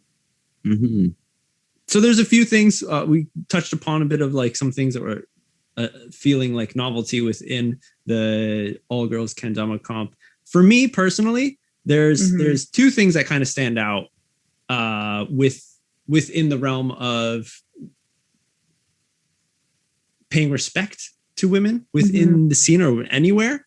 And one actually I didn't know until a friend pointed out, and I was like, oh shit, am I doing something bad? Because I think, you know, sometimes we just don't even know. Using the word female, how do you two feel about that? Oh boy. I don't think I want to I don't know if I should even just be, because I would use it, and I forgot when it was. I think I had a podcast with my previous company, and we were just talking about just like how guys do some things and how girls do some things. I forgot what it was exactly, but I used the word female. I think both of us did. And a colleague of mine who listened to it, he's like, you shouldn't do that. He's like, if my grandma listened to that, she would have pulled your ear like so hard. I'm like, what'd I do? Like, I didn't even know. He's like, if you use the word female, then you're just talking about them as like almost like animals. Like there's male dogs and female dogs, like you're looking at the sexual reproductive organ. Like that's the focus. And I'm like, I think really? I'm like, but what about like in sports? They say like female baseball teams, don't they? So women's baseball, maybe. Yeah. Right? No, there's a bit of. I mean, again, I'm going to couch this as saying that this is how I've viewed it and how I did take a lot of like feminist like courses and stuff in school, so I have a bit of like a working knowledge on this. I'm definitely not going to claim to be an expert, and people can always come and correct me. But from my understanding, and I can feel this as well, a lot of the time is it just comes as like a bit of a disconnect between how people would refer to men versus how people refer to women, or like the fact that in the same sentence some people can say, oh, like the guys did this but the females did that, and it does, like, it can have like a bit of like a patronizing like feel to it, of saying like, okay, like this person you're referring to like a guy as a guy, it's like, a term of endearment, and then you're referring to a woman or a girl or like your friend as like by her biological sex. And I think part of it also comes down to I prefer to use like female and male in terms of like an adjective as opposed to a noun. So that's why it to me, it feels less egregious, or it feels more comfortable to say like female baseball player, because, it's an adjective. It's adding on to the description of like, it's relevant in that moment to say that they are like a woman who's a female baseball player, as opposed to just like a male. Like, I don't know if like you would feel quite the same way if like everyone just walked around and started referring to you as males. Oh, the males are in the room. The males are coming over. Like I don't know. I don't know if that would like really translate over, but I feel like that's the disconnect is often just in that it's used in one context and not the other. It's a really complex debate though. There's a lot of like facets to it, so it's hard to like give an easy answer and say like that's the answer, because it often isn't. But in at least for me, it's usually when there's that disconnect, or when someone's referring to you as like a noun as opposed to like an adjective that's adding on like information to a person otherwise. So yeah, it's hard to navigate, because there's no like extremely clear cut answer as to like when you're doing something like correctly and when you're going to offend someone. So I can understand that it's hard to like navigate that. I don't know. It almost just feels weird to me to use like the term female in that kind of way too. Like just sound wise, it just doesn't feel like it has the same flow as like a girl, like a girl or like a woman. It's like it's like you're saying, like I wouldn't call like a guy a male. I'd call him a guy or a dude or a man. Yeah. I mean, that's another thing. Like girl and women, like Lil Bow Wow didn't stay Lil, it's like turned into the Bow Wow. Yeah. So it's interesting, because I feel like I use these terms interchangeably, and I don't critically think about it, and maybe I should, and maybe that's my error. But like when I say like, oh, the all girls kendama open, I don't think of it as like anything different than if it were called the all women's kendama open, or like, oh yeah, this is a female event. Like I just feel like I just use the terms interchangeably, but I also like haven't taken feminist courses in these things. I just use the words. I don't know. These are all so cultural issues, and it's like there's no one answer to any of them, and like feminist courses only get you so far before you have to just like actually engage in the real world. So, like they help you to a degree, but like I remember even having conversations with like Yuka about this, because English is her second language, so she just didn't really see the concept that like female and woman could have different like meanings to them, or different connotations to them. And so like, you know, it's not only just dealing with this within like our world, but it's also dealing with this within the culture and the society that we live in and their perception. So it's like, it completely compounds and just, complicates like an already pretty sensitive topic, and like, you know, sensitive for like good reason at times too. So kind of the way I tend to take it is just to meet people where they are, and just say like, you know, do you want me to just like, what do you want me to call you? What do you want me to refer to you? Like, you know, open up and say like, oh, whoops, I'm sorry. Like if you make a mistake and they say, oh, I didn't like that. And just, you know, like try to refer to people just as like full human beings, as opposed to just like, you know, referring only to like a part of them. And I know it's like easy to like get overwhelmed by that or like not think about it in the moment. So a lot of the time for me, it's just kind of taking that step back. If like someone looks offended, or if, you know, I said something and they go, oh, I didn't really like that. Not taking it too personally and just saying like, oh, how can I learn from this moment to like move on? So there's a term like that in Japanese called KY, which is short for kuki yomenai. Kuki means air. Yomenai means you cannot read. So it's like you do not see that person is really upset at the rude comment that you gave. Right.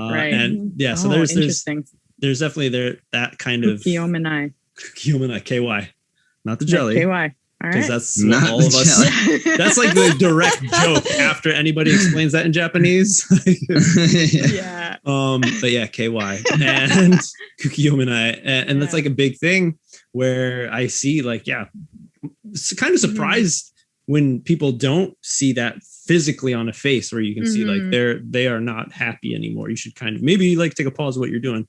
But like for me, when I was using the word female before, like when I was saying it and my friend was explaining it to me, I was like, oh shit, like this was just something I was just totally oblivious to. Like didn't mean anything by it. And I kind of feel like how you're mentioning, Haley, like you also like don't really think deeply. It's just because you growing up and everything was cool. So you didn't really have, you know, second thoughts. So I think there's a few people who might be within that realm. I just wanted to bring that up to if anyone had a question like that, you know, some listeners, they could probably talk about that. And my other thing was, let's get real, can we? Because we do on the Nerds. Iwata-san's, it's awesome that he's creating those trophies for the video competitions, right? But 2 years ago, when he made that sparkling pink one, I was kind of like, does it need to be that? I mean, that kind of like fuchsia pink that was like really strong. But then he put the kiss mark like on the back of the Tama or something. Yeah. And I was like, yay. Like, it's very like, yes, it screams, woman, very feminine. Again, like we were just saying, people could take it as like a positive or a negative, depending on how you're looking at it. And then as well as like within Japan, like, you know, maybe he even didn't think of anything of it. He was just thinking in his mind as an artist, like, oh, it's something for all girls competition. What's something feminine? But from his background, you know, maybe it's who knows, more sexual orientated. That's why he's got the like kiss mark and stuff. How did you girls feel about it? Women, you two, how did you two feel about it? To be 100% honest with you, MJ, I didn't notice. Whoa. Okay. Wow. Well, I definitely noticed. I didn't. Yeah. I mean, I've always looked at his trophies, but here's the thing is because that one was less recent than the other two, and he themed the last two based off of the flyers I made. The same color scheme. That's true. And so I think in my mind, I just completely like overlooked it. I do remember that trophy though. And now that you bring it up, I understand like, I don't know. I try to believe that most people have good intentions and most people are good people. And I think maybe in Japanese culture, and you can correct me if I'm wrong, like that is maybe more socially acceptable than it would be in America at that time, maybe. Like things feel a bit more divided there, and not necessarily in a bad way, but just like, you know, the female versus male onsen, for example. And so, yeah, I honestly didn't really notice it. Okay. I was just like, wow, thank you so much for putting the time into this trophy. That's beautiful. It's amazing. Yeah, no. Or maybe I'm just fucking oblivious. I don't know. Well, it could come from like an artist or designer's perspective. I know, Kristin, you went to school for that. I did online school for graphic design illustration. So I definitely like you were talking about on the review. Once you go through that, you see the world through a designer's, like you see like, oh, they added some drop shadow to create that effect. Oh, that's pretty sweet. Oh, look at the nice like color scheme on that composition over there. That's dope. I want to use that. Something, like a skater when they're riding around town and they see handrails and stuff, or like some like curves at like, like mini ramps. It's like, oh, you see the world differently. So maybe that's what it was. How, we have our brains have been trained to think of a thing, say women, and then you turn it into, you can break it down into so many different types of images and different points that you want to focus on to say this image represents women. So maybe that's why I saw it like that. And you too, Kristin. So let me hear your side of it. Yeah, I definitely noticed it.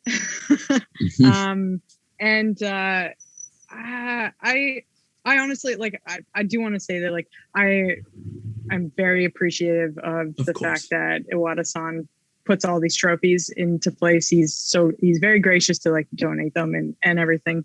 And he puts a lot of time in them. I can tell they're so unique every year.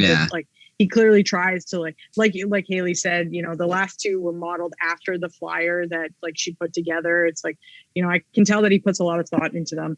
I will say that it's a lot of stuff that tends to be marketed towards women. The very first thing they think about is just like, well, let's make it pink. And so I think that's, I don't know if that's like a cultural just disconnect, or if that's just, no one was there to kind of like help him move past that first idea of like pink women. Yes, let's go. But I mean, that's a big thing within like marketing. It is, yeah. Like pink it and shrink it. Pink it and shrink it. Yeah. And charge twice the price for it. The pink tax is like very true. The pink tax. That is a very real thing. It's also a challenge, because when you're trying to market or encapsulate the complexity of such a diverse and large group of people, like they're literally about half of the people on this planet. It's really hard to, like, if you're trying to capture absolutely every single aspect of just that group and you're using that as like your common denominator, you're going to fail. Like, how do you possibly encapsulate the complexity of that? So I feel like, and I mean, that's where stereotypes come from, is just this very human effort to categorize the things around us in order to understand them. And, you can't fault people for that, because it is extremely human to do it. But it also is where a lot of these problems come up, is just like simplifying and reducing someone to just this common denominator of like, oh yes, well, we're all women. That's it. Like, so it's a really hard design question to answer, because there's again, no one right answer. But my honest answer is that I don't think it was like intentional. I don't think it was like the word I'm looking for. I don't think it was intentional. I don't think he like aimed to cause malicious or anything. Malicious, thank you. That's the word I was looking for. Malicious.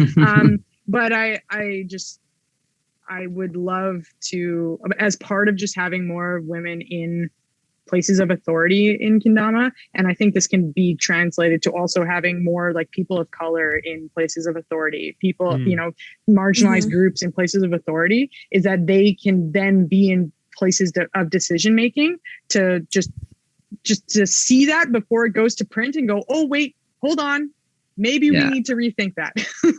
I don't think like you're trying to do anything here, but like maybe let's just like pause on that. And like, totally. Again, I kind of said on like the review the other day that like your first idea in design is not usually your best idea, but it usually has some insight to it. And I think like those kinds of moments are moments when you can like just take pause and go like, okay, wait, there is something here, but like, is this my first idea or is it my best idea? And just like, you know, so I think like having those sorts of conversations in good faith and like allowing people to be in positions of authority to say, oh wait, maybe that doesn't actually represent us, is important. So maybe opening up a dialogue with Mystery Wata would be helpful if anything. So do you not see the trophy at all until it's done? Is that like a reveal? Pretty much, actually. Yeah. Wow. Like we don't have any say in it. Like we'll get a photo maybe. I mean, once it's finished, we'll get pictures, but no, we don't see it. But I will say, going off of that, I don't remember the kiss mark, first of all. I don't remember that. Kiss mark. I remember I remember it being pink. I don't remember the kiss mark. Pink I remember and sparkly. It being pink. Yeah. Was there not a kiss mark? I believe there was. It was. I remember like the fuchsia, hot pink, sparkly. Yes, yeah. And then there was a sparkly silver kiss mark on the back. I just don't remember the kiss. I believe you, MJ. I just don't remember seeing it in my mind. I don't know. Part of it is also. But I will say though, like. Oh yeah. Go ahead. Yeah. Oh, I was just going to say, like, very similar to that topic, but a long time ago, one of the first kendama shirts that was made that was like a women's fit and cut was pink with a heart. And I did notice that. And I was like, I wouldn't wear that, you know, and I think like, but it's also hard too, because you like, even though you might notice something like that, like I overlooked the trophy, but, you know, the shirt, for example, it's like the intention was good. The intention was make something for somebody and we're trying to, the intention is good. So sometimes it's very hard to criticize when you know somebody has like a really good place in their heart for doing something. Yeah. I think it falls. So it's a fine line. Yeah. But, you know, I think it falls to having, but it is a touchy. A lot of people, as like with kendama, like growing as it is, anything doing it, you know, in your house, pretty much it's only one person doing it. So in that case, like someone was like, hey, I make t-shirts for kendama stuff. Maybe someone mentioned, hey, I want one for women's. Maybe didn't say anything. Maybe they just wanted like a women's fit size t-shirt of their designs they already had. But then they could think, okay, how do I do that? Normal general idea for women is maybe put something cute on it. Right. But then, so it's like, it's a guy making stuff for a girl. Like, that's not going to work. Yeah. You need to hire other people to you need to have like things. A woman making it. Right. Yeah. That's why, like, you know, all girls comp is good because it's almost like, you know, like Chrome, like made by kendama players for kendama players. All girls kendama comp is made by women for women. The specialists, the secret operatives. Yeah. The Navy SEALs. Yeah. Oh, there you go. I wasn't sure what you were talking about first. Yeah. Thank you for letting me know. Like, Yeah. These are complex issues though, for sure. And I feel like absolutely. if you don't do your diligence to like learn these things, which I'll be fully honest and like transparent, like I haven't, you know, I haven't taken these feminist courses. I don't know. I like to critically think about things, but I also try not to overthink things. Of course, I overthink things day to day, but you know, I think it's very hard and complex. And no matter how you think or what you say, like someone is going to be unhappy with it. But I think just trying to keep in mind that most people come from a good place and mean well and want to do well, like keep that in mind too, you know? Yeah. And also, I mean, you know, even I'm absolutely not an expert at this. I took, you know, like there's also just a change.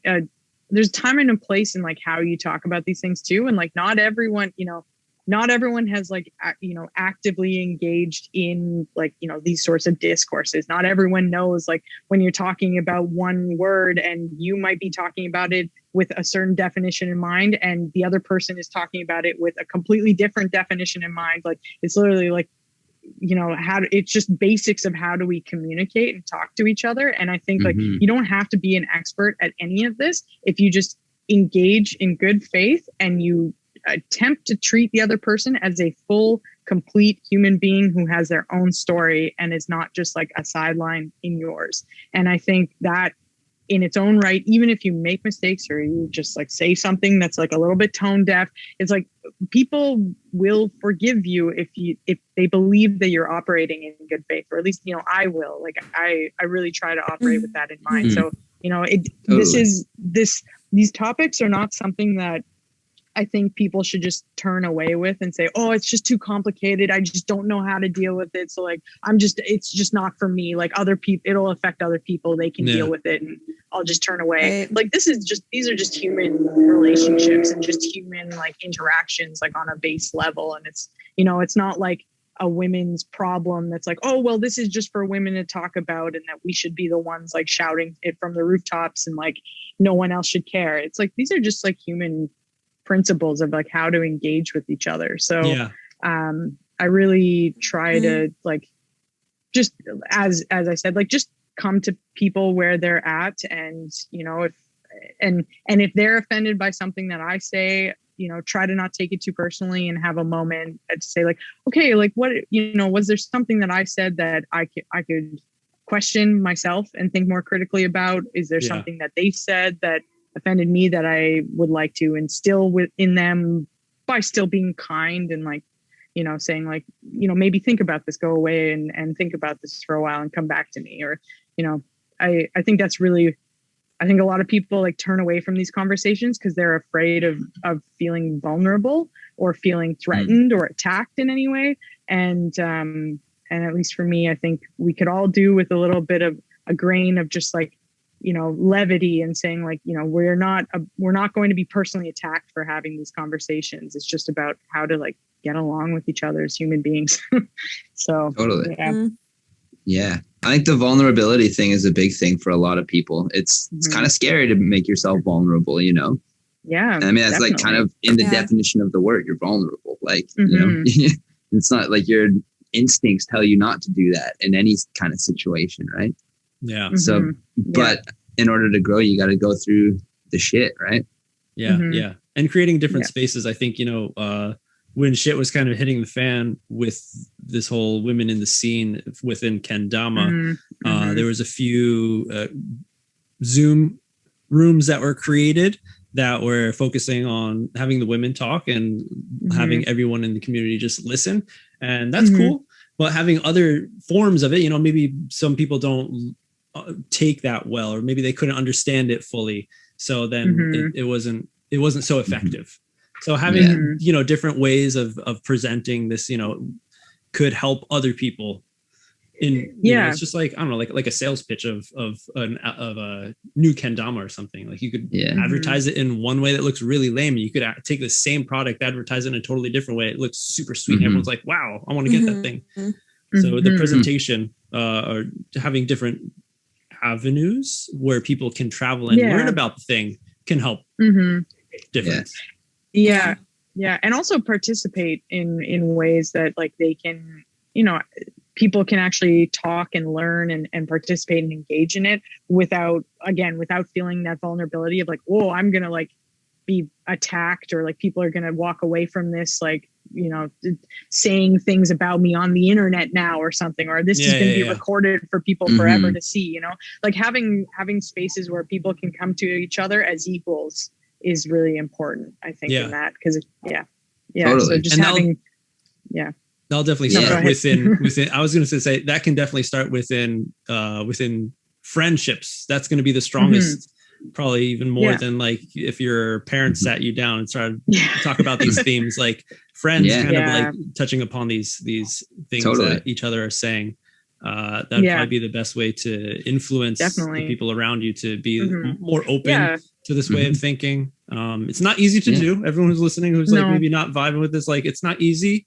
It's not going to, especially in the heat of the moment, if something happens where someone takes offense and you kind of take offense back, like you're not going to be able to stop and think like, did I do something to offend them? Like you're just going to be like, in the moment. Road rage kind of. Yeah. And this all kind of ties back into what we were talking about earlier about like with events and stuff where or having a goal where if you have this goal in mind, you don't just like wait till you're perfectly ready to do it. Right. I think this is a good example of like saw something and they're like, well, we have to do it. Let's just do it. And whether it was perfect, whether it had this or that, they did it, you know, and And I feel like that's kind of like the same reason like why we were talking about like doing these like episodes with some women in the scene too, just because like we kind of saw this little bit of a discourse, like the ripple of like, you know, all of society coming into the kendama scene and all of this shit. And then it's like, well, maybe we should talk about this. Like, why not? Like, if this is going to be an issue, then like, let's fucking talk about it, because it doesn't have to be an issue. Right.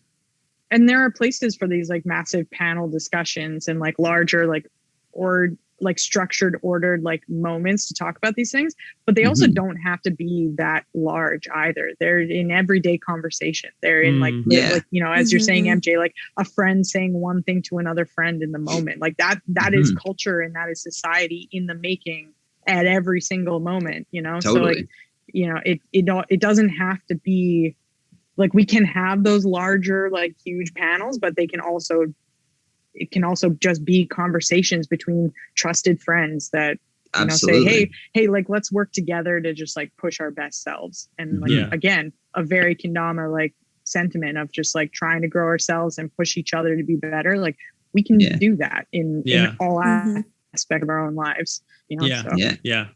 Exactly. Just like, even just within the world, just humanity. I think that's what I think a lot of people like about the kendama community. They say it's welcoming, it's nice, it's equal. But it's like, really, that's the mindset that the world should have for each other. Now that like everything's going to shit like more and more and more. As you know, when you're a kid, when you're growing up, we're like, everything's honky dory. I don't give a fuck. I spend all my mom and dad's money, do whatever the hell I want. I'm gonna get hurt. I don't give a shit. Like, but then you get older and you see like, whoa, like everything's messed up and it sucks, but you can't do anything about it anymore. So that's why like, oh, you got to teach the kids or like kind of spread awareness of these things. So hopefully within maybe this conversation that we've been having, everyone, all you nerds, 2 hours into it, maybe more. Hopefully something struck a chord. We've been grinding with all these all girls episode, maybe not all girls, but focusing on the girls, the women in the community. Hopefully you got something out of this. One really quick, stupid idea, maybe cool, that I had. I think, Kristin, you said something about like collaboration. And I was like, yo, like within dance, you know, there's like doubles, like men, women. So like, maybe there's like a video comp that's men, women, teams. So like Josh and Austin, his girlfriend, had that part in his edit. Exactly. There we Creative go. video comp. Yeah. I mean, that's full partnership. Yes. Contest. Yes. That being said, I don't think it has to be, you have to have a guy and a girl together. Does it? You could have two girls. No, you could have two guys. Yeah, it could be partners. Doubles, partners. Yeah. Do they do that with figure skating and shit? Are you allowed to have like? I have never seen. I don't know anything about that. I don't know either. Yeah. Someone call up Elvis Stoico. I need to know. Oh my God. Wow, that is like really tossing back some Canadiana history. Yeah, it's only fucking figure skater I could think of. Sally and Pele. There you go. That's a double. That's a Canadian. Sally and Pele. Are they? Peltier. You guys, I have no idea. Someone who's more Canadian than me, they will know that. They were a married couple who were like a figure skater, like partners and stuff. But that's deep Canadiana. So nice. Fucking A. Oh, friggin' right. Yeah. All right. Yeah. Man, well, I think we're going to call this episode soon. Thank you all so much for hanging out. Episode 50 of Dama Nerds. 50 Dama Nerd episodes. Really, really awesome to have you, Kristin and Haley, again, third nerd, joining the virtual studio. It was good topics, good things were talked about. And I think we were all really opened up to have a healthy conversation. It doesn't need to be like super serious all the time. There's some jokes, fucking slapping here and there. It was good. Little vulnerability thrown in there as well. Yeah. So to end it, Kristin, can we get some words of advice to the women in the scene who are possibly feeling a little down, maybe who don't want to join a competition? Hopefully there are more, though, especially now with there being zero competitions for such a long time. Oh, I know. And online ones, maybe people feeling more secure, man or woman. You're in your living room taking part in these competitions, so you're in your home zone for everyone. But what's some words of advice coming from someone who who grew up when you were the only one behind the camera?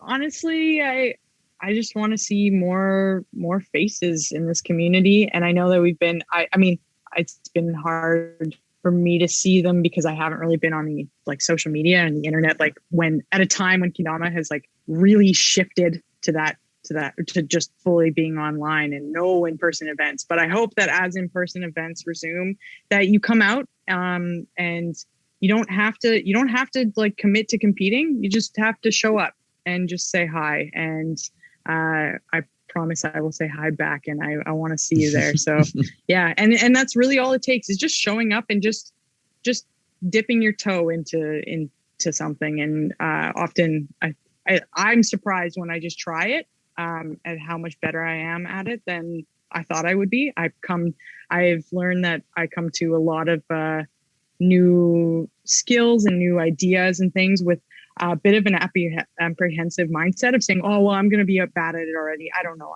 if I want to try that. Like, oh, I'm so bad at that.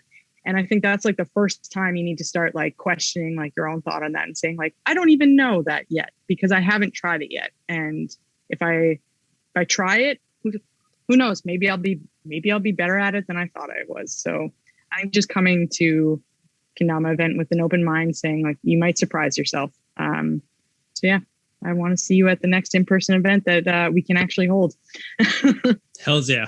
There it is. And I usually also ask a little cautious tip for the guys so they can be a little more aware. Oh. If you'd like to add on, you actually did a good amount of that right before us wrapping up this episode. Was there anything in particular? Maybe something that nudged you the wrong way, something you saw in person in the past? You could be like, oh, that sucks. Yeah, guys, that thing, don't do that. Yeah.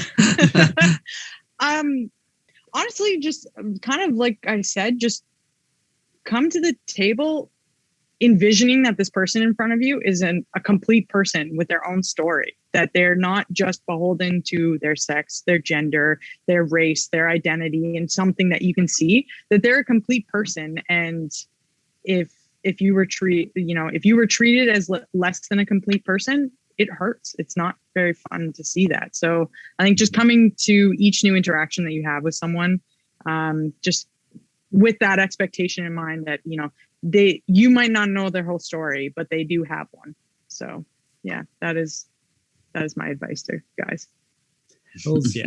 Absolutely. Nice. Hells yeah. Thank you so much, Kristin. Mm-hmm. Everyone out there is listening. Thanks for joining us. Yes, it's been a good sesh. Good as long always. Sesh, right? Good it's long looking sesh. Like ready for Rod. Your screen looks like a it's selfie. Dark, right? That was taken in like the MySpace era. Like that's your profile pic. This is my next Opia profile pic, bro. It's getting dark for you guys over there.